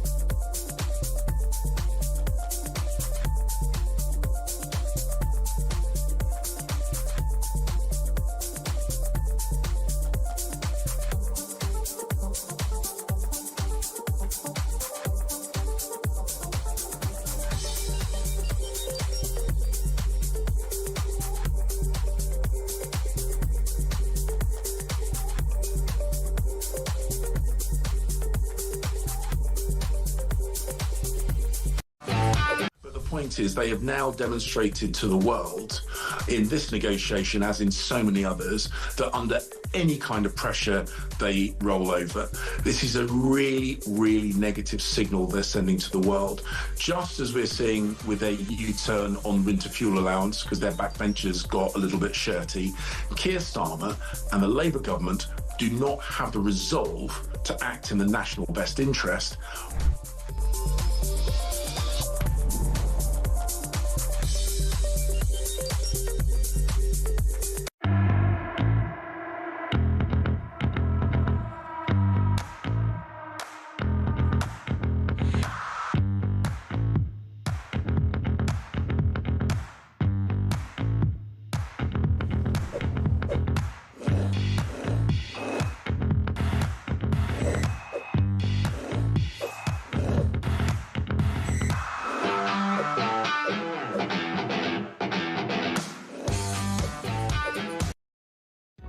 Across the UK, on DAB+, on your smart speaker, on your smart TV, and on your side.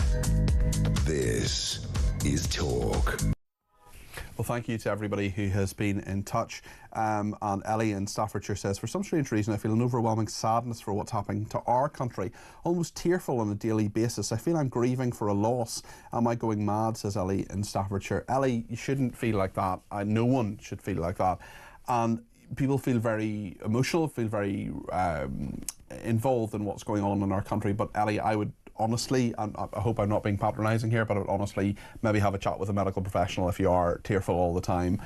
You shouldn't be. The country is in a bad state, and certainly we talk about that on this show, but you should be feeling relatively okay. You should be able to get through the day without crying, and I do worry from your message that there is actually maybe a bigger problem there. If you go to talk.tv/helplines, there are a lot of different resources there in terms of people you can have a chat to, and I think it's maybe worth just checking in with your GP, see if you can get an appointment and have a chat, even if it's just a phone conversation, just to make sure you're okay, because that is certainly something that I would worry about, Ali in Staffordshire. But thank you for your message. John says the BBC should rename Doctor Who Doctor Who. Interesting point there. Twitter seems to be down in the London area. Tech Up Dave has very kindly lent me his tablet. Messages don't seem to be coming through for some reason. They're not coming through on my phone either. Apologies for that, although it's Twitter's fault. Elon, if you're watching, sort it out.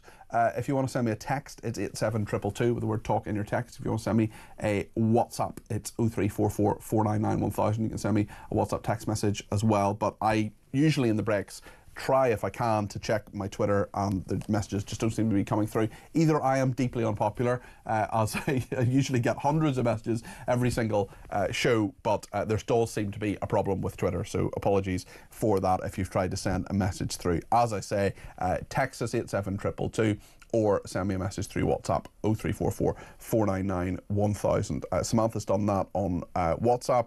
2 of my Jewish friends, she says, are home tutoring their children because of the fear of hurt and harm. And another person says, thanks to talkTV, who are the only ones who speak any sense on all issues, and without whom I would lose my faith in humanity. Thanks so much. Keep up the good work. What a kind message. Thank you. I want to talk to Laurie Laird now, the US political commentator and economist, on these tariffs that are threatened by Donald Trump. He's talking about EU goods being slapped with 50% tariffs. That is a big threat. How seriously should we take it, Laurie? And could we be next? Or is the marvellous deal, the trade deal we've done with the United States, all copper fastened?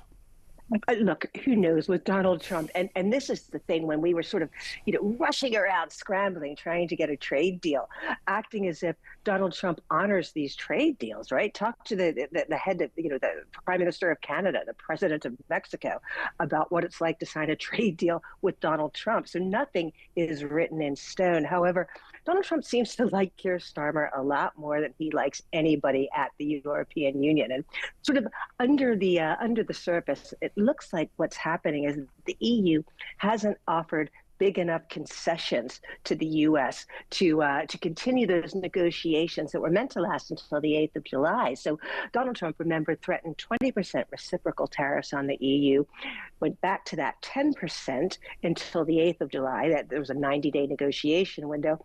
Apparently, Donald Trump is not happy with what's going on. This 50% tariff could take effect as soon as the 1st of June. Mm-hmm. Now, as always with Donald Trump, there is a degree of cutting off your nose to spite your face. The biggest EU export to the U.S. is actually pharmaceuticals. You might think it's equipment or automobiles, but it's drugs. Now, branded drugs in the U.S. are significantly more expensive than they are anywhere else in the world. And Trump has been talking quite a bit about this. And there's a lot of political capital to be made with reducing prescription drug prices in the U.S. But to slap some of these things with 50% tariffs is not going to achieve that goal. So it's a little bit surprising for Donald Trump. I don't see much upside for him. Yeah, it's interesting in that regard. He's also talked about the UK in regard to the negotiated deal working out well for all. He says, I strongly recommend to them, however, that in order to get their energy costs down, they stop with the costly and unsightly windmills, incentivise modern drilling in the North Sea, where large amounts of oil lay waiting to be taken. A century of drilling left, with Aberdeen as the hub. The old-fashioned tax system disincentivises the drilling rather than the opposite. The UK's energy costs would go way down and fast. I wonder what you make of that, Laurie. Again, this is a peculiar sort of half-baked economic argument, because Donald Trump, prides himself on drill, baby, drill. Just as an aside, U.S. oil production hit a record high in last September when Joe Biden was still president. You can understand why the Democrats didn't want to shout about that. Well, indeed, yeah. But the fact is, the more oil that is produced, whether that's in the US or the UK, the lower the price goes. And oil prices have really come down, and that is very helpful for people who drive, people who have to heat their homes. But once oil prices fall below a certain level, you're not going to see that investment. It's not profitable for oil companies to continue to drill, particularly in the North Sea, where it's expensive. It's expensive to sink a rig, and it takes a long time before you get a payoff on that. In the U.S., we've got a lot of shale production. That's a lot cheaper. But even shale operators are saying below $60 a barrel, which is roughly where Brent oil, the European blend, is trading right now. We're not going to invest. We don't make enough money. So this is an odd way to incentivize oil companies to produce more of the stuff. Yeah.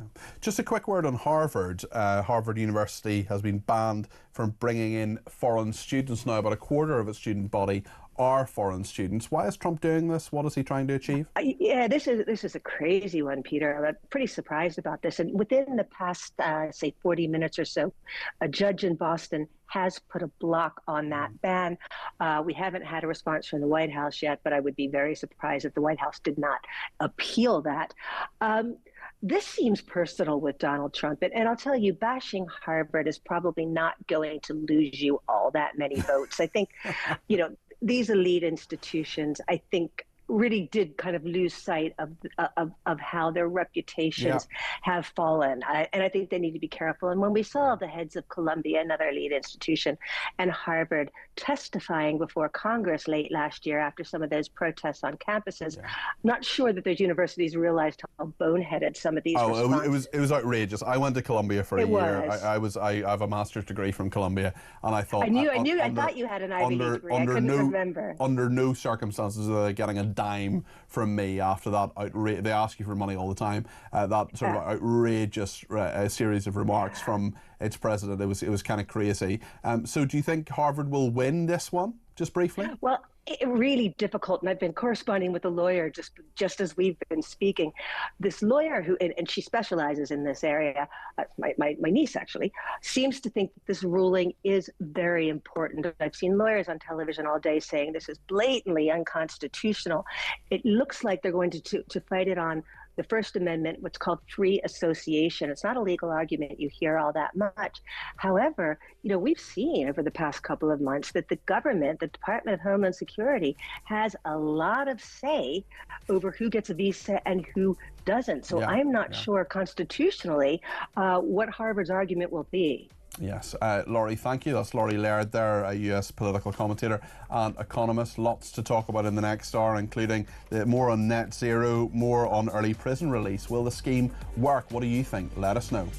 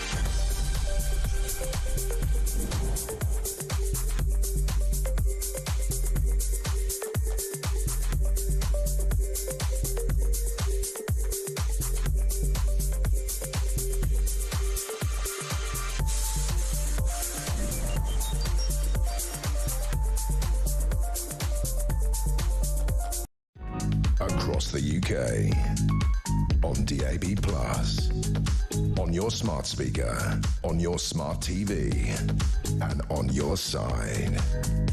This is Talk.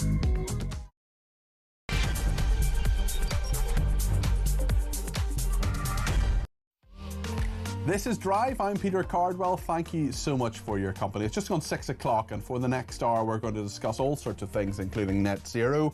Miliband's mad net zero drive branded a threat to national security by the head of MI6, or the former head of MI6, I should correctly say. We'll talk as well to Peter Blexley, our crime commentator, about the fact that there's no evidence early prison release schemes will work, according to one expert, and misery on the road. Simon Calder talking about road and rail disruption over the bank holiday weekend. That's when they do all of the different changes and road work that need to be done. Also on the railways, a fascinating story. I just absolutely love this story because it's just so typical of this country. The first nationalised train, the nationalised part of the train network, the first one, guess what it's going to be? It's going to be a real replacement bus. Yes, really. We'll continue to discuss all of everything else you want to talk about. Chagos Islands, Israel, anti-Semitism, the EU, child benefit, whatever it is you want to talk about between now and 7 o'clock. You let me know. 0344 499 1000. You can text me 87222 with the word talk in your text. There's a problem with Twitter at the moment. I don't know what it is, but tweets aren't coming through. I think there's a problem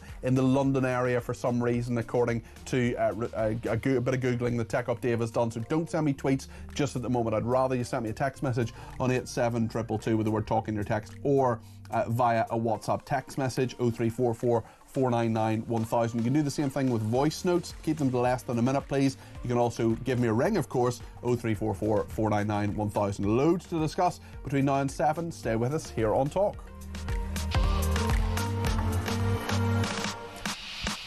Should say as well that because Kevin did breakfast this morning in for Mike Graham, Mike was off. Kevin did breakfast this morning, so Russell Quirk is going to be here between 7 and 9. Then between 9 and 10, Kevin's programme What Just Happened will be broadcast. He will be on that. Obviously, it's pre-recorded, so that'll be on between 9 and 10. But Russell's here between 7 and 9, immediately after me, sitting in for Kevin.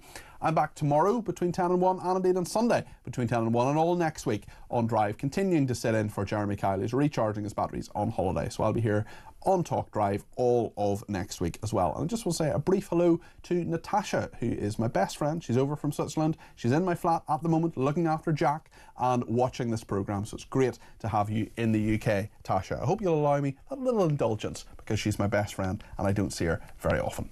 Right then, we're going to talk to Sam Hall now. He's Director of the Conservative Environment Network. Good evening, Sam. How are you?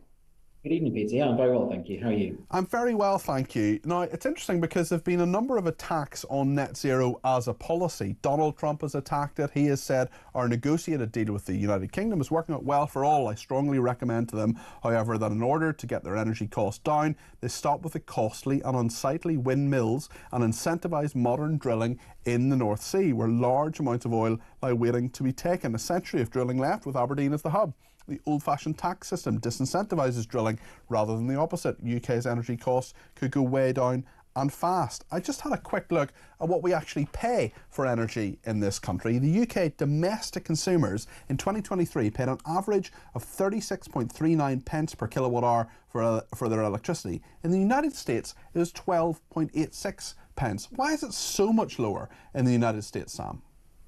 Well, I think the first point to acknowledge is I think Donald Trump is right to warn about UK's high energy costs. This is a big problem. We've got some of the highest industrial electricity prices in the world, as you've highlighted with those figures there, Peter, and we need to try and bring them down. And I really worry that the approach that Ed Miliband and Keir Starmer are taking to trying to decarbonise the power sector on this incredibly compressed timeline is only going to make the situation worse. Where I disagree with Donald Trump, however, is on his prescription to how to bring energy costs down. I don't think we've got that much oil and gas left in the North Sea, even with Labour's nonsensical windfall tax and restrictions on new licences. Fundamentally, the basin has been in decline since 2004. There's no world in which we're ever going to be able to become self-sufficient in oil and gas again through drilling in the North Sea. And because we're connected up to Europe, whatever we do in the North Sea isn't going to make a meaningful difference on price.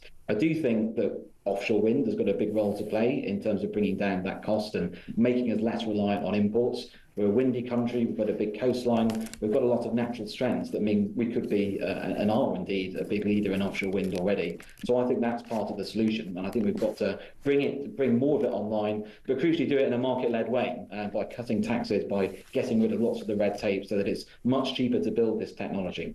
It's interesting as well because the former head of MI6, Sir Richard Dearlove, has, just trying to find his comments here unsuccessfully, apologies, drowning in paper slightly, and he has said that he believes there could be a risk to our national security if Ed Miliband's, Miliband's mad net zero drive granted a threat to national security. He told the iPaper, this is Sir Richard Dearlove, who was head of MI6 between 1999 and 2004, he said, the problem is you've got the ideological Ed Miliband pursuing zero carbon without a thought for the impact on national security. The whole policy is completely mad. He probably thinks I'm dealing with a more serious problem, which is climate change, and that come first. It's so irrational, it's seriously problematic. What do you make of those comments?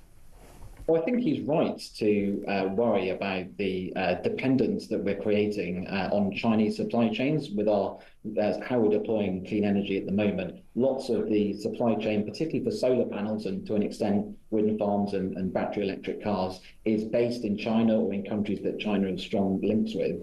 And I think particularly the way that Ed Miliband is doing it on such an accelerated timescale, it means we're not giving our own supply chains in the UK time to develop, and so we are more reliant on imports. But I think that it would be a mistake to slow down net zero and to halt decarbonisation altogether in response to this. I think the answer instead is to make the UK a much more attractive place for basing that supply chain here.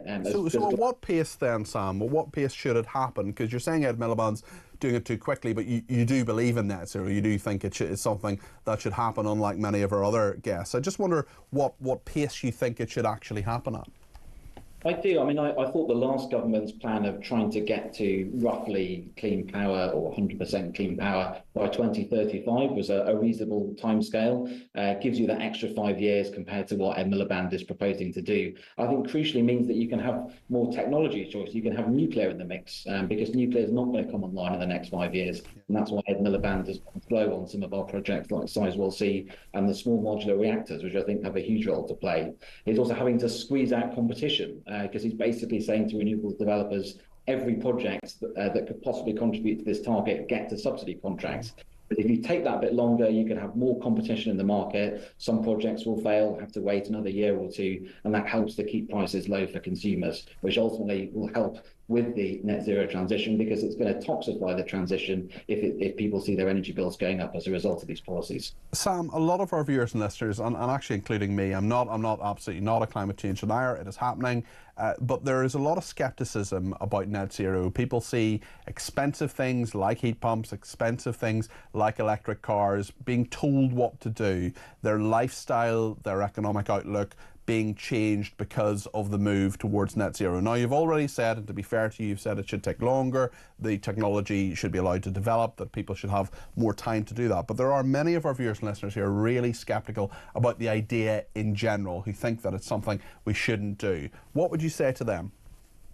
I think it's completely legitimate to worry about the cost and indeed lifestyle changes being forced on people. That isn't the right way to do net zero, and it's how we'll get a big backlash. We've got to bring people with us on this transition, and I think in terms of the policy approach that government takes, I think we've got to be more focused on incentives rather than penalising people who potentially have no choice but to continue using their petrol and diesel car or their gas boiler, for example. I do think, nonetheless, it's the right direction to go in. I think everyone wants to hand on a healthier planet to their children and grandchildren, and we know that climate change is a serious threat. The UK, we've got to play our part. We're only 1% of global emissions. Of course, we need other countries to do much more, and already well ahead of what other countries have done. But I think it's important that we lead so that other countries follow. And I think it's also important that we lead on developing the technologies that other countries will want to buy. That's a great export opportunity for UK. Okay. We can seize that chance as well. Sam, thank you. That's Sam Hall there, who's director of the Conservative Environment Network. What do you think of what he's talking about there? 0344 499 1000. A big issue that a lot of people want to talk about today is the Chagos Islands, and Tom in Reigate has given me a ring about that. Tom, you're very welcome to the programme. What's your perspective on this? Yes, good evening, Mr. Cardwell. Hello there. I just wonder how much more of this country, Mr. Starmer, Rainer Reeves, and the other Miliband are going to give away this country. And well, what's a Herbert? What's a Herbert? Who? You called Miliband the other something Herbert? The other Herbert? Yeah, what's her name? Rainer Reeves and what's his name? Lammy, in it. They're all idiots. They couldn't even run a bar. I listen. I think a lot of people will agree with you, but no, there was a word you used to describe Ed Miliband. I was just wondering what it was. I hadn't heard it before. I thought you called him a Herbert or something. If I had Ed Miliband standing next to me now, I think I couldn't keep my hands off him, mate. I'm 70 years old. He's a very attractive man, Tom. I mean, you need to be careful. No, I'm still humping a lorry about 70 years of age nearly. I'm 69 years old. I've been working all my life. And you've got people like Eddie. We pollute 1% of the global warming, and we're paying for 90% to change the world. We can't do it, mate. We haven't got the money to do it. It's a big ask, isn't it? And it's changing. It's ridiculous. Yeah, it's changing the whole way that we work, really, Tom, isn't it? I think you rang us about the Chagos. The way they're doing it, they're bullying it. If you say anything, you bang you up in prison. I couldn't give them monkeys, to be honest with you, because I think Starmer is a very, very dangerous, conniving man, mate. And the people, quicker they wake up to it, because I don't think Reform will get in on the next election. I just don't think it's going to work like that. Okay. And the Conservatives never will. The people only can vote for Labour because they're sick of Conservative. But Johnson had an 80% majority 4 years ago, and he threw it away. The man's an idiot. And I used to like old Johnson. Jono, I used to call him. You know what I mean? I think you gave us a ring about the Chagos Islands as well, Tom. What are your thoughts on that? Well, what's he giving it away for? At the end of the day, you know what they like you said earlier, one of your callers, they're not exactly going to invade. That man you talked to earlier, was it the Admiral? Rear Admiral Chris Parry, yeah. That man's got a lot of sense. I'll tell you what, bloke like that should be running this country. Make me a bit of He's a very smart man, Tom. Thanks for your comments. Appreciate it. Appreciate that. Peter's in Croydon and there's some views on the Middle East. Peter, you're very welcome to the programme. What would you like to say? Hello, Peter. Yeah, good afternoon. Hiya. About the 1,400 children probably going to die in the next 48 hours. I think I mentioned it to you a couple of days ago. But yeah, I mean, that was outrageous. It was a false claim. It was a false claim, and it was repeated over and over by many parliamentarians who should have known better. They should have checked it, and simply because the United Nations says something doesn't make it true, and that particular piece of information was false. It works out to 192 babies dying an hour. Well, they just don't. And there was even their own research which said it was people at risk of starvation over a year, not 2 days. Exactly. It was a souped-up claim, and it shouldn't have happened. And Peter, what do you think in general about the fact that Netanyahu has condemned Starmer on this? Well, I support him all the way. It's not all about what happened the other night. It's everything. Starmer agreeing to arrest Netanyahu if he comes to England. There's a lot of issues which is angers Starmer, and that was a passionate speech, and I support him all the way. And as for the humanitarian crisis, Peter, I mentioned it to you the other day. Where are the images? Where are the images of these children? I think there is a humanitarian crisis, Peter. There are a lot of people who are not. They're not in a good way anyway. They don't have homes. You know, they've been bombed out of their homes. But Hamas is primarily to blame for that. Israel has a rule. It has to be responsible. But we need to get it sorted out, Peter. Exactly, Peter. You said you didn't remember the Biafran children, but I remember them. They had their bellies swollen. It was horrible. Yeah. Well, I remember the Ethiopian children. Certainly, that was highlighted by Oxfam in the very early part of my life. Peter, thank you. Really appreciate your contribution there. If you want to join Peter on the air, join me on the air, 0344 499 1000. We're going to talk in just a second to Peter Bleksley. Apparently there's no evidence, according to one expert. This whole change to the justice system, what the government wants to do, this big review. We spoke to David Gauke yesterday, the former Justice Secretary. There's no evidence, according to one expert, that early prison release schemes will actually work, that will bring crime down and will help us out. Let us know what you think about this. We'll talk to Peter Bleksley in just a second. Stay with us.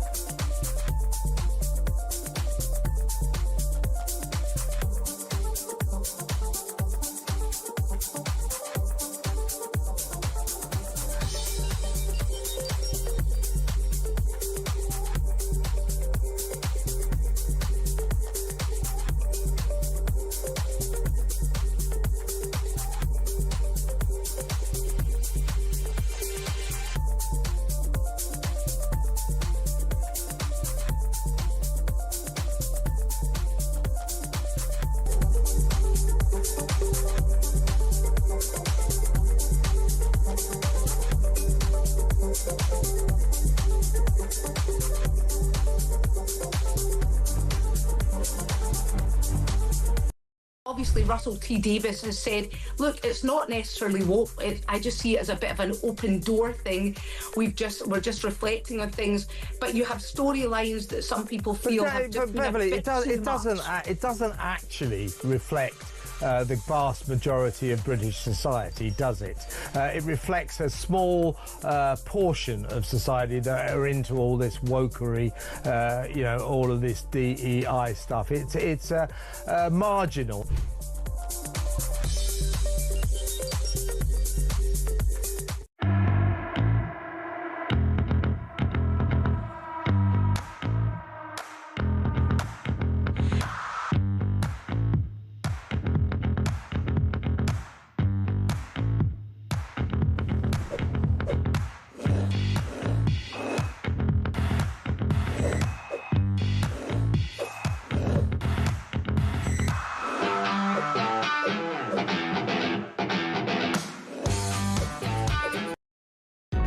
Across the UK, on DAB+, on your smart speaker, on your smart TV, and on your side. This is Talk. Thanks everybody for being in touch. We'll get to more of your calls in just a second, but I want to talk about reaction to the government's idea, specifically in regard to justice reform, our prisoners, how we make sure that they don't go back to prison, they don't cause more misery for millions, they don't engage in crime, and also when we should let them out. It's a big question, because there have been things like 50% remission, 2/3 for the most violent and sexual offenders having to serve two-thirds of their sentence. We know that there are many prisoners who'll only serve 40% behind bars. Now the government is saying that there are all sorts of ways in which they have earned progression. A key reform announced by the Justice Secretary, Shabnam Mahmood, yesterday to provide a long-term solution to the prisons crisis. Now Natasha Porter, who's the Chief Executive of the Graduate Trainee Programme for Prison Officers, has said plans to release prisoners after serving as little as 1/3 of their sentence if they engage with these rehabilitative programmes, would require, she puts it, a radical shift in the culture in jail. She says the lack of purposeful activity available for prisoners meant the new incentive-based early release scheme would not be effective. Well, Peter Blexley's with us. He's our crime commentator, former Metropolitan Police detective. Peter, when you saw all of these ideas from David Gauke, from Shabna Mahmood, are they rooted in reality, do you think? Well, certainly I'm a big fan of rehabilitation, because punishment without an element of rehabilitation is, quite frankly, just a waste of time. Criminals that go into prison for a short amount of time and have no learning or training, anything of that ilk, merely come out better connected criminally and better versed in how to commit crime. So that is really a waste of time. It creates a revolving front door at the jail, and it's utterly pointless. And you're absolutely right, Peter, because unless you're sort of Rose West or Wayne Couzens or one of the 85 people who have got whole life sentences in this country, if you're one of the 80,000 or so other people behind bars, you're going to get out. So the question is, you know, let's make those people, let's make sure those people have a roof over their head, have a job, contribute to society, pay taxes, so they're not charging us 54 grand per prison place per year, which is what it costs us, the taxpayer. Alongside, of course, all the damage they create to their victims. Totally. Who really need to be at the centre of any thinking in any aspect of the criminal justice system. They really do. What the prison system does at the moment, actually, and it doesn't get much credit for it, it's quite good with long-term prisoners. So somebody that's going to get 20-year sentence, for example, and can expect to spend at least 10 of those years in jail, has an awful long time to reflect on the harm they've done, their wrongdoing, to consider the sort of person they are and the sort of person they want to become. And many people have turned their lives around after significant jail terms. What often happens is when they get towards the end of their sentence, they get sent to an open prison, and they're also helped by mixing with white-collar criminals, corrupt police officers, lawyers, accountants, solicitors, all that kind of thing. And those people gel together very well towards the end of their sentences, and they never see a prison cell again. But we need rehabilitative programs to be rolled out far more widely. I'm all for dispensing with shorter jail terms if we had robust and visible community punishments that people could see. Do you think those community punishments actually work, though? Because, of course, as you correctly say, Peter, you've got to have public confidence in all of this. People have to see people being punished for the crimes they've committed. Yes, they absolutely do. And at the moment, the community punishments are not sufficient enough. Essentially, I think all of us, if we go to the park for a walk at the weekend, for a bit of exercise, or so you walk your dog, or whatever it may be, we need to see people in their groups paying their penance to society, whether that's painting the railings, picking up the litter, doing other forms of maintenance work. They need to be visible, not so that people can be ridiculed, but so that we can actually see the justice system working. I think the public would engage with that if the people that foolishly drunk drive, for example, or foolishly committed a one-off sort of crime, were being seen to be punished in the community. But at the moment, too many criminals rule the roost in those sort of programs. They're late, if they turn up at all. There isn't any discipline, and consequently, it's all a bit of a joke, sadly. And it needs to be a cultural shift, really, as well as a practical shift, doesn't it, Peter? Oh, undoubtedly. And I would love to see community punishments being supervised and managed by former military personnel. Say those soldiers, airmen and people from the Navy that have done their 22 years, so they've got their service pension, then come out and get a reasonably well-paid job supervising prisoners in the community. There's nothing you could teach those people about discipline, and in turn, that discipline might seep into the thinking of those who have committed a wrongdoing, and it might help them reshape their lives. The prison estate could be so much better and could do so much more if, of course, it had better resources. But if it had a real can-do kind of attitude, rather than what it does at the moment, which is keep the lid on a simmering pot. Peter, you speak a lot of sense there. Thank you very much. Interesting, really interesting perspective from Peter there. Peter Blexey there, former Metropolitan Police Detective. Some breaking news now on Talk, and that is that German media is reporting 12 people have been injured, some critically, in a stabbing at a train station in Hamburg. German police say a suspect has been arrested. No further details just yet. We will, of course, between now and 7, and I'm sure Russell between 7 and 9 will bring you the absolutely latest details on that. That is just that German media reporting 12 people have been injured, some of them critically, in a stabbing at a railway station in Hamburg. German police say a suspect has been arrested. As I say, we will bring you the very latest on that if we get any more information whatsoever between now and 7 o'clock. But that's the breaking news now on Talk. We'll talk in just a second about misery for millions here in the United Kingdom over the bank holiday weekend. Simon Calder, travel correspondent of The Independent. It is going to be an absolute shambles over the bank holiday weekend if you happen to be going anywhere. So I would listen to Simon's advice, as I often do. He'll be with us in just a second here on Talk.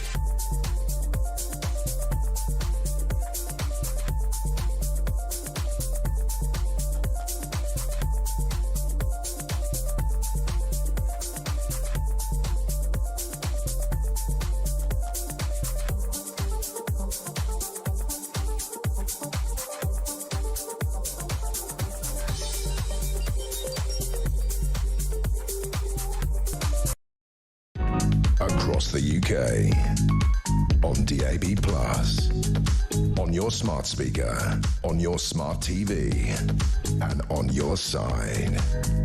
This is Talk.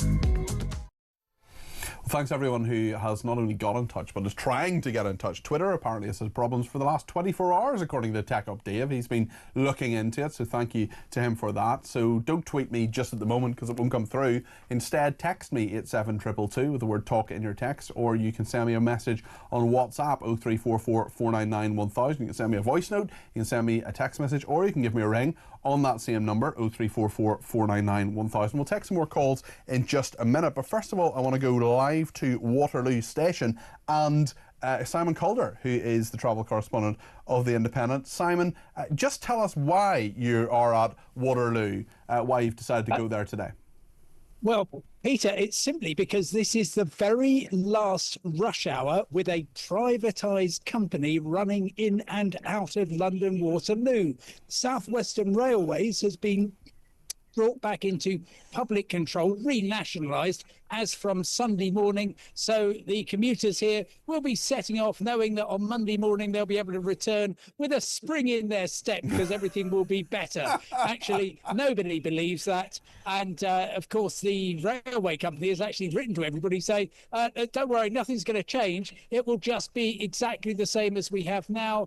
Same people, same schedule, same fares, and I dare say, same operational problems. The hope is that by bringing together track and train, or wheels and steel, as the railway people like to say, that when there is a problem, it is dealt with more quickly and effectively. But yes, first of a number of renationalisations that the government is proposing. It already runs 4 train operators, but they were brought in, as you know, in distress situations rather than simply because the government believes that nationalised railway is what we need. It's interesting you were saying there about operational problems that South West Railways may be having. Tell us about what happens. They're taking it to state ownership from 2 a.m. on Sunday, the first service, set it apart from Woking to London Waterloo at 5:36 a.m. But there's a problem for people who want to travel beyond Surbiton. I used to live in Tulworth beside Surbiton, and if you want to go beyond there, you've got a bit of an issue. So the first nationalised train is actually going to end up being a real replacement bus. It sort of says everything, doesn't it, Simon? Well, yes, but look, you're way too young to remember, Peter, but I remember when they, 3 decades ago, brought in privatisation, and the very first privatised train was a rail replacement bus, actually, in South Wales. So this is kind of back to the future, if you like. The first real train is going from just behind me, platform 19 at 6:14. I will be there, along with, I dare say, hundreds of rail enthusiasts who like this sort of thing. And there's a tip-off that it could be in the colours of Great British Railways. Ooh, this exciting. organisation that we're not allowed to call British Rail, but which will in a couple of years be taking over the ownership of all the train operators. It is a bright future, according to the Transport Secretary Heidi Alexander, and actually talking to the Rail Minister, Lord Peter Hendy, he does make a pretty convincing case that you can actually, if nobody's thinking who do we claim for a delay here and a problem there among the privatised operators, you can actually hopefully run a better service for the customers. We shall see. Quite a lot of promising going on, not much delivery so far. And the weekend, bank holiday weekend, as night follows day, road, rail disruption. Tell us what's going to happen, Simon. Okay. Well, let's start, if we may, on the roads. The RAC is warning that people are behaving really quite strangely. Tomorrow, they're going to be driving between 5 in the morning and about 11 in the morning. That's when the peak is going to be. So by leaving it till later in the day, you will actually do pretty well. The usual suspects, of course, in terms of where there are going to be hold-ups, quite possibly at the port of Dover. They've already said that, that coaches need to be processed separately in order to avoid 2 big queues building up. But apart from that, staying in this country, it's our good old friend the M25, particularly the Dartford crossing and the southwestern quadrant between Heathrow and Gatwick, followed by the A303, which Londoners fond of heading to the West Country will know all about, the bit around Stonehenge. People have been stuck there since Neolithic times, I understand. Elsewhere, of course, the M5 south from Birmingham and Bristol towards Devon, that's going to be busy. But on the railways, well, you've got a number of problems. So the first one is East Midlands Railways running from London St Pancras to Derby and Sheffield. That's completely closed between Harpenden and Bedford. That wipes out the connection to Luton Airport, so you're probably going to be on a bus to get there.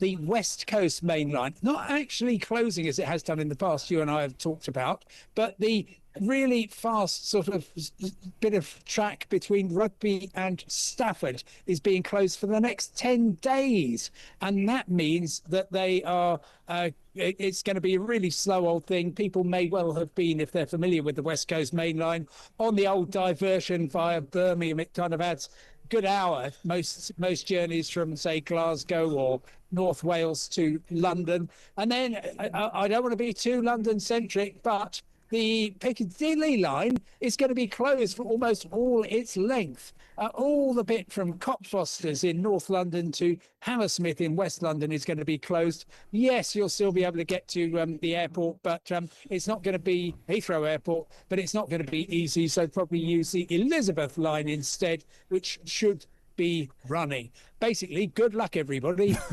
Yes, good luck out there.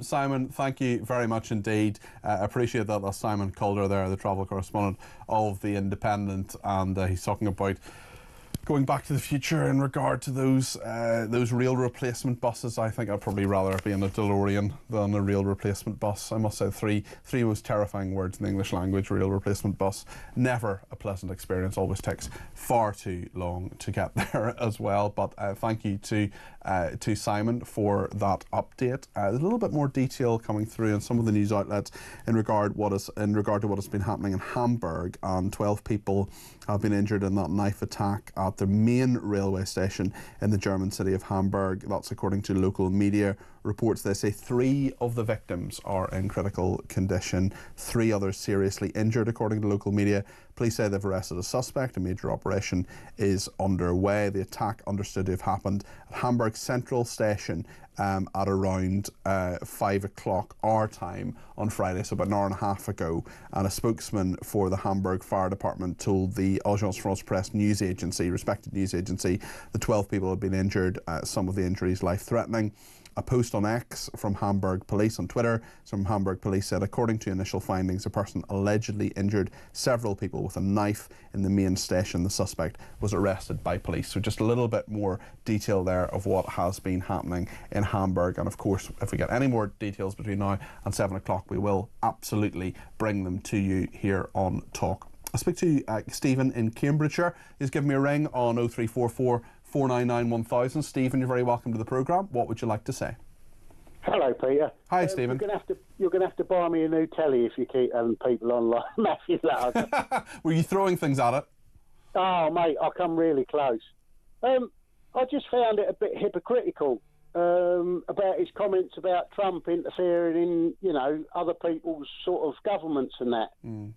Why has Keir Starmer taken us back, or virtually taken us back into Europe, so they interfere in everything that we do?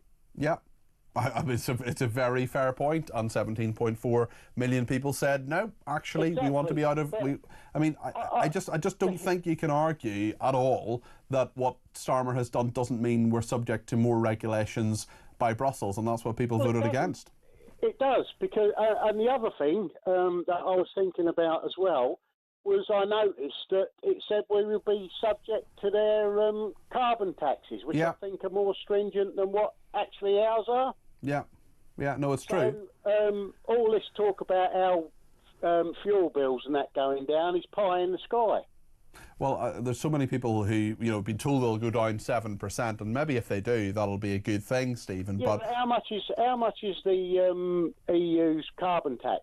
Is that over 7%? Well, I don't know, but certainly I don't think it's going to make things any cheaper, Stephen. It's a very, very good point. Yeah, and thank you. Sorry, go for it. The other quick thing. Yeah.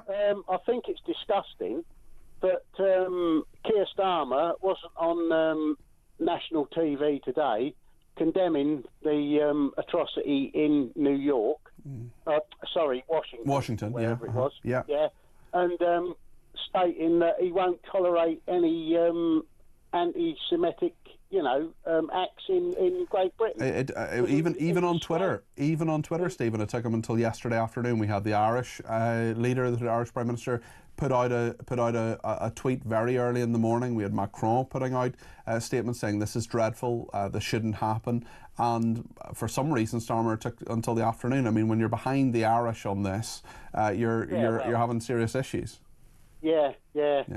And the other thing, we was talking about that G4S thing the other day. Sorry, say that again, Stephen, sorry? The G4S, we were talking about the Labour tagging the criminals. Yes, I remember, yes, yeah. Yeah, well, after that pricked something in my mind. Mm-hmm. And I went on, I Googled that quickly, and the other company that was fined by the Serious Fraud Office was actually Serco. They were fined £19.2 million. And they have huge interest. Serco and G4S have huge interest in all of these, on the prison estate and so on. So if they can't be relied upon for some of those things, should we be relying on them for others? It's a very, very good point, Stephen, and thank you for it. Let's hear a voice note from Paul on the prison service. Peter Blexley is so right. If we had former military officers and NCOs running the police service and the prisons and various other areas of society, things would happen. They would understand exactly what they are required to do. We now have politically correct twits running many of our public sector. and it's just not working. How right Peter Blexby is. Thank you, Paul. Appreciate that. Robin Poole's been in touch and says, surely one of the main reasons people don't want to commit crime should be the fear of prison itself. If it was a place where you were bored out of your mind 24/7 with no drugs, no mobiles, no TVs or games consoles, then nobody would want to go there, and surely they would think twice before committing a crime. Good old-fashioned hard time, says Rob in Poole. Frank in Sheffield says, hi Peter, Starmer is effectively aligning us with the EU again. I suggest Donald Trump should cancel the UK tariff deal and implement the same tariff on the UK as the EU. That should wake Starmer up, says Frank in Sheffield. I don't want those tariffs, Frank. I don't know about you. We'll talk more about all the issues, including the Middle East. Mark in Lincolnshire, we'll talk to him in just a second on that once we have a break. And then, of course, we'll talk to Mark and we'll talk to Russell Quirk about what's coming up on his programme. We'll take some more calls as well. If you want to get your voice on the air, 0344 499 1000.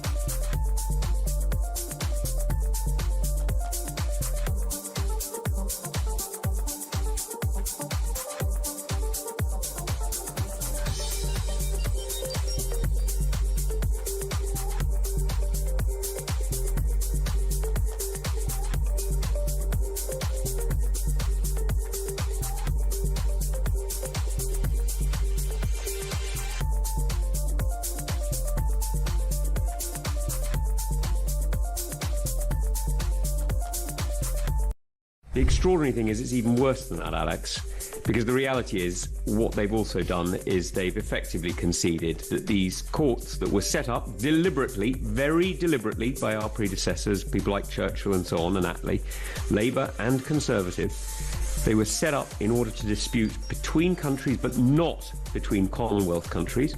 They've conceded that effectively that's exactly what the court can do. Now, do you think that it's going to stop in Mauritius? No, of course it's not. Of course it's not.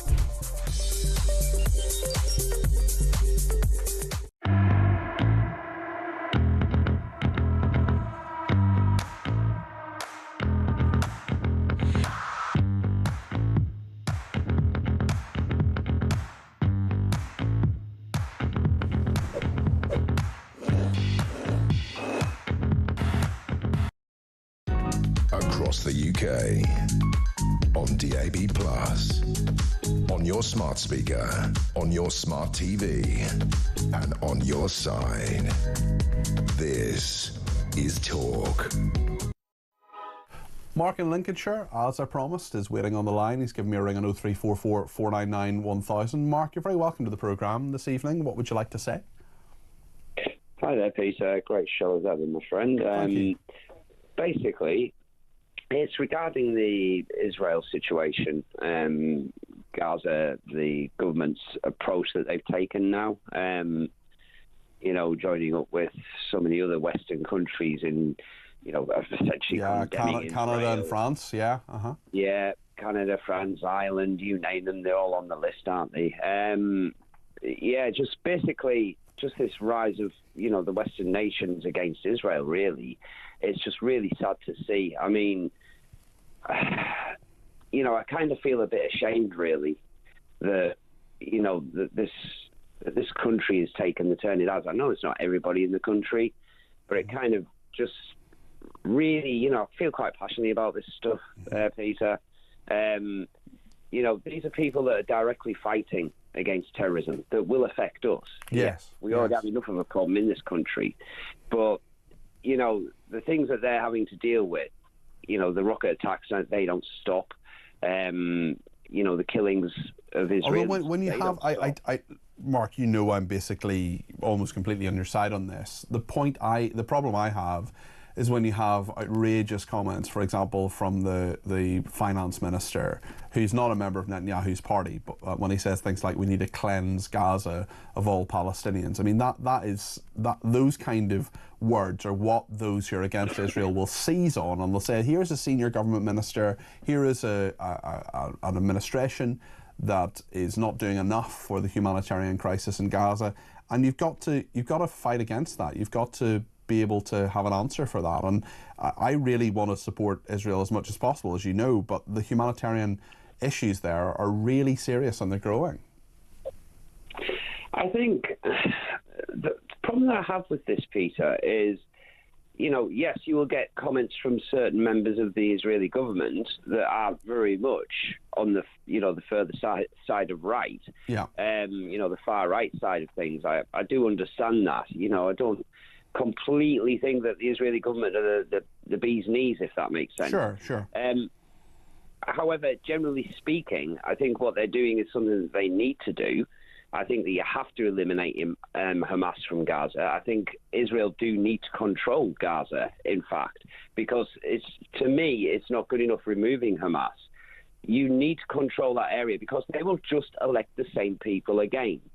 If not Hamas, it'll be a different group, because that's exactly what will happen. Because the reality is the numbers of Palestinians in Gaza, the West Bank, that are actually pro-living alongside Israel and the Jews and what have you is incredibly small. Well, we've seen so many attempts, haven't we, Mark, over the years to try to get some sort of accommodation, which has often been rejected. It's a really interesting point, and I'm afraid that issue is just going to continue for some time. Mark in Lincolnshire, thank you. We'll talk more, I'm sure, on this issue. In fact, let's talk about anti-Semitism now with James, who's been in touch. I think you're in France, James, is that correct? No, I came back from France, Peter. Sorry. Oh, right, okay. But we'll update our system. Where are you now? Back in the Staffordshire Moorlands. Okay, well, we'll put Staffordshire on your little tag there and make sure that's updated. Faith, our assistant producer, is doing that as we speak, James. At what point would you like to make? Oh, firstly, please forgive the cough. I've got one of those silly coughs at the moment. The couple of 3 points, if I may, Peter, very quickly. Go for it. Point number one, you've got a cough. Point number two. Yes. Yes. The first point is that you see all of the protests and then the Labour vitriol and that, and yet it's very odd that when you get the only democracy in the Middle East who supports gay rights, trans rights, this, that and the other, if these people went to Palestine, they'd have the red shirt of Star Trek, basically. And please forgive the pun on that one. It's okay. But you've got China locking up 2 million Uyghurs. No protests outside the Chinese embassy. Saudi Arabia kills them like 300,000 Yemenis. Nothing said. Yep. Same with Syria. Same with all of these. Because it's Israel, James. It's because it's Israel, and because Israel is involved, they must be criticised. How often have you heard anybody mention Egypt in regard to getting aid in? Oh, which has got a huge border. Huge border. Actually, I think I'm right in saying it's got a bigger border, or at least around the same length of border anyway as Israel does. But it's all Israel's fault, and none of it is Egypt's fault. But nobody mentions Egypt. No, and then the second thing is I watched a documentary about. It was basically a what do they call it? Pop quiz round Palestine. Mm-hmm. And the vast majority of the population supported, in principle, the ideals of Hamas. None of them wanted a two-state solution, even though they've been offered it 7 times, is it, or something? A number of times, yeah. They wanted a one-state solution, which means the eradication of all the Jews. Yeah. So how are you supposed to? And what was it? 15,000 rockets a year, etc., etc.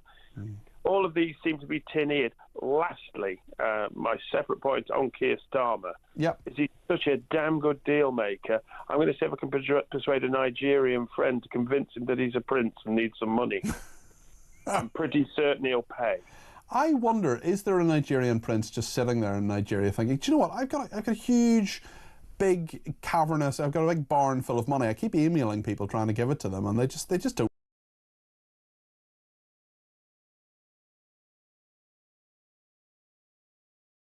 You for your thoughts on that.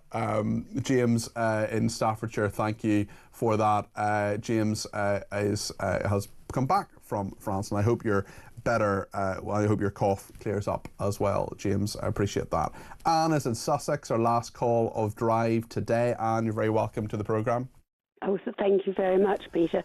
I hope this doesn't sound totally wrong, but on the issue of child benefit and increasing the benefit from only 2 children to a larger number. I have a son with 5 children, and he, of course, only gets the 2-child benefit. And they live in the tiniest house because you can't have a big house in Surrey. And what I was worried about, what I've noticed, is that the problem we need immigration because the birth rate is so low. It's so low because young people can't get a house because it's so difficult, and the only way to cope is to only have 1 child or 2 children, if they can have children at all. And it is only actually people from other countries who've come in one way or another who I've noticed and loved seeing. They do have large families because their culture is that the women stay at home. And often the women hardly come out of the home. Yeah. And that means and the problem is that so many people just don't integrate as well, which is a big issue. And it's something I worry about, Anne, because there are And part of, look, if you have a big family, if the part of the culture is to have a big family, it used to be the case in Ireland, that in Northern Ireland and the Republic of Ireland, that lots of people had big families for religious reasons, for all sorts of different reasons, and that's fine, and there's nothing particularly wrong with that necessarily, Anne. But we are in a situation where some people are controlled by them not actually integrating and not having their own freedoms. Well, that's the problem, especially, and I do feel really concerned that often the women are so isolated, they can't go to the doctor without a male present. Yeah. They can't. Well, some of them can't talk to people outside of their own, countrymen or women. Yeah. I've hated the fact that the women aren't free, and the men can walk about in shorts and t-shirts, and the women are totally covered up. Yeah, no, that's something we just need to challenge that, and that's not a British value. That is we need freedom, and freedom of thought, freedom of what you can wear. You know, there are all sorts of freedoms that we need to make sure that everybody in this country has. Anne, thanks for your thoughts there. I really appreciate that. That's Anne in Sussex. I'm sorry we can get to all the calls today. There have been quite a few of them, and thank you to everybody who has got in touch. Sorry to the people who tweeted. There's a problem with Twitter at the moment, but thank you to everybody who's got in touch in lots of other ways, including Chris, who says, he calls himself Yorkshire Chris, he's in Ireland, and he says the army must distribute the aid in Gaza. Hamas cannot be trusted with it. They are taking it. You're absolutely right, Chris, and I think this American idea is not a bad one. Now then, Russell Quirk is in for the next couple of hours. Great to see you, mate. Good evening, great to see you. You well? Yeah, I'm very well, actually. I'm looking forward to the show. Only 2 hours for me tonight in for Kevin. Not enough. But then you've got What Just Happened. Is it a coincidence that you have Russell Quirk for 2 hours and then people ask, what just happened? What just happened? Yes, well, we'll see at the end of the show, won't we? Yes. So I'm going to be talking about some triggering things, Peter, I suspect, and looking forward to the reaction from the audience. Foreign sex criminals. There you go. That starts us off with a bang, doesn't it? Yes. See what I did there?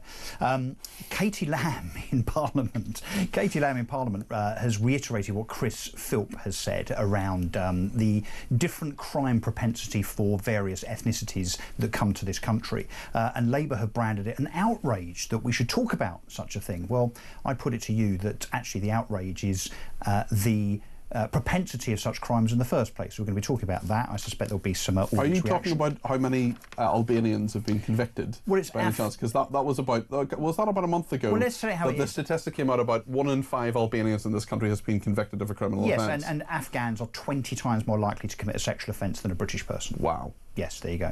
We're also going to be talking about Essex Police, my county, another FOI exclusive to Talk. We're going to be talking about their crime figures, which frankly are shameful under the current PFCC, Police, Fire and Crime Commissioner, and also their sickness epidemic. Get this, 11% of all Essex police officers right now, as we speak, are off on long-term sick. Long-term sick, so we're not just sick. Yeah. That's 11%. 11%. Why is that? Essex is 3,800. Well, because it's a culture of. So hold on. There are sickness. 3,800 police officers in Essex. Yep.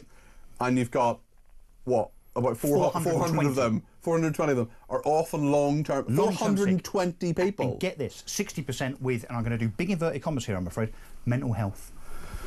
I mean, some of them will be suffering from mental health issues, but that's crazy. So I'm glad you're aghast. I mean, it's a terrible subject. Yes. Let's see what our audience think. Goodness me, well, 0344 499 1000 is the number to call, whether you're in Essex or not in Essex. What else are you talking about, Russell? Also going to be talking about the new Mayor of Derby, who seemed to think it was OK to be pictured with an AK-47.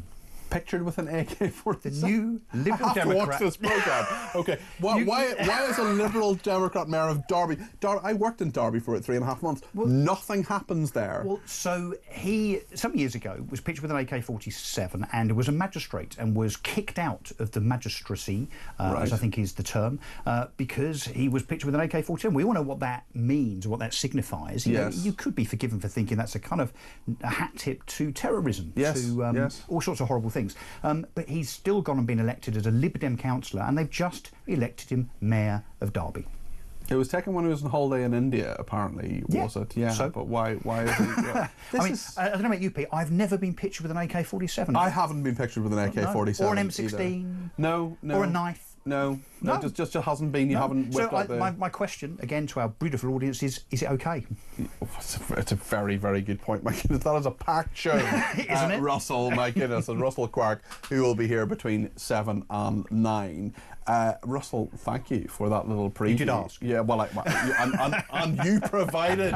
You provided. You know what Russell, we do here? This is what we do. That's what we do. Russell, thank you. That's Russell Quark. He's here between 7 and 9. Then between 9 and 10 will be What Just Happened with Kevin O'Sullivan. And then tomorrow I will be back between 10 and 1, and on Sunday between 10 and 1 with my usual weekend shows.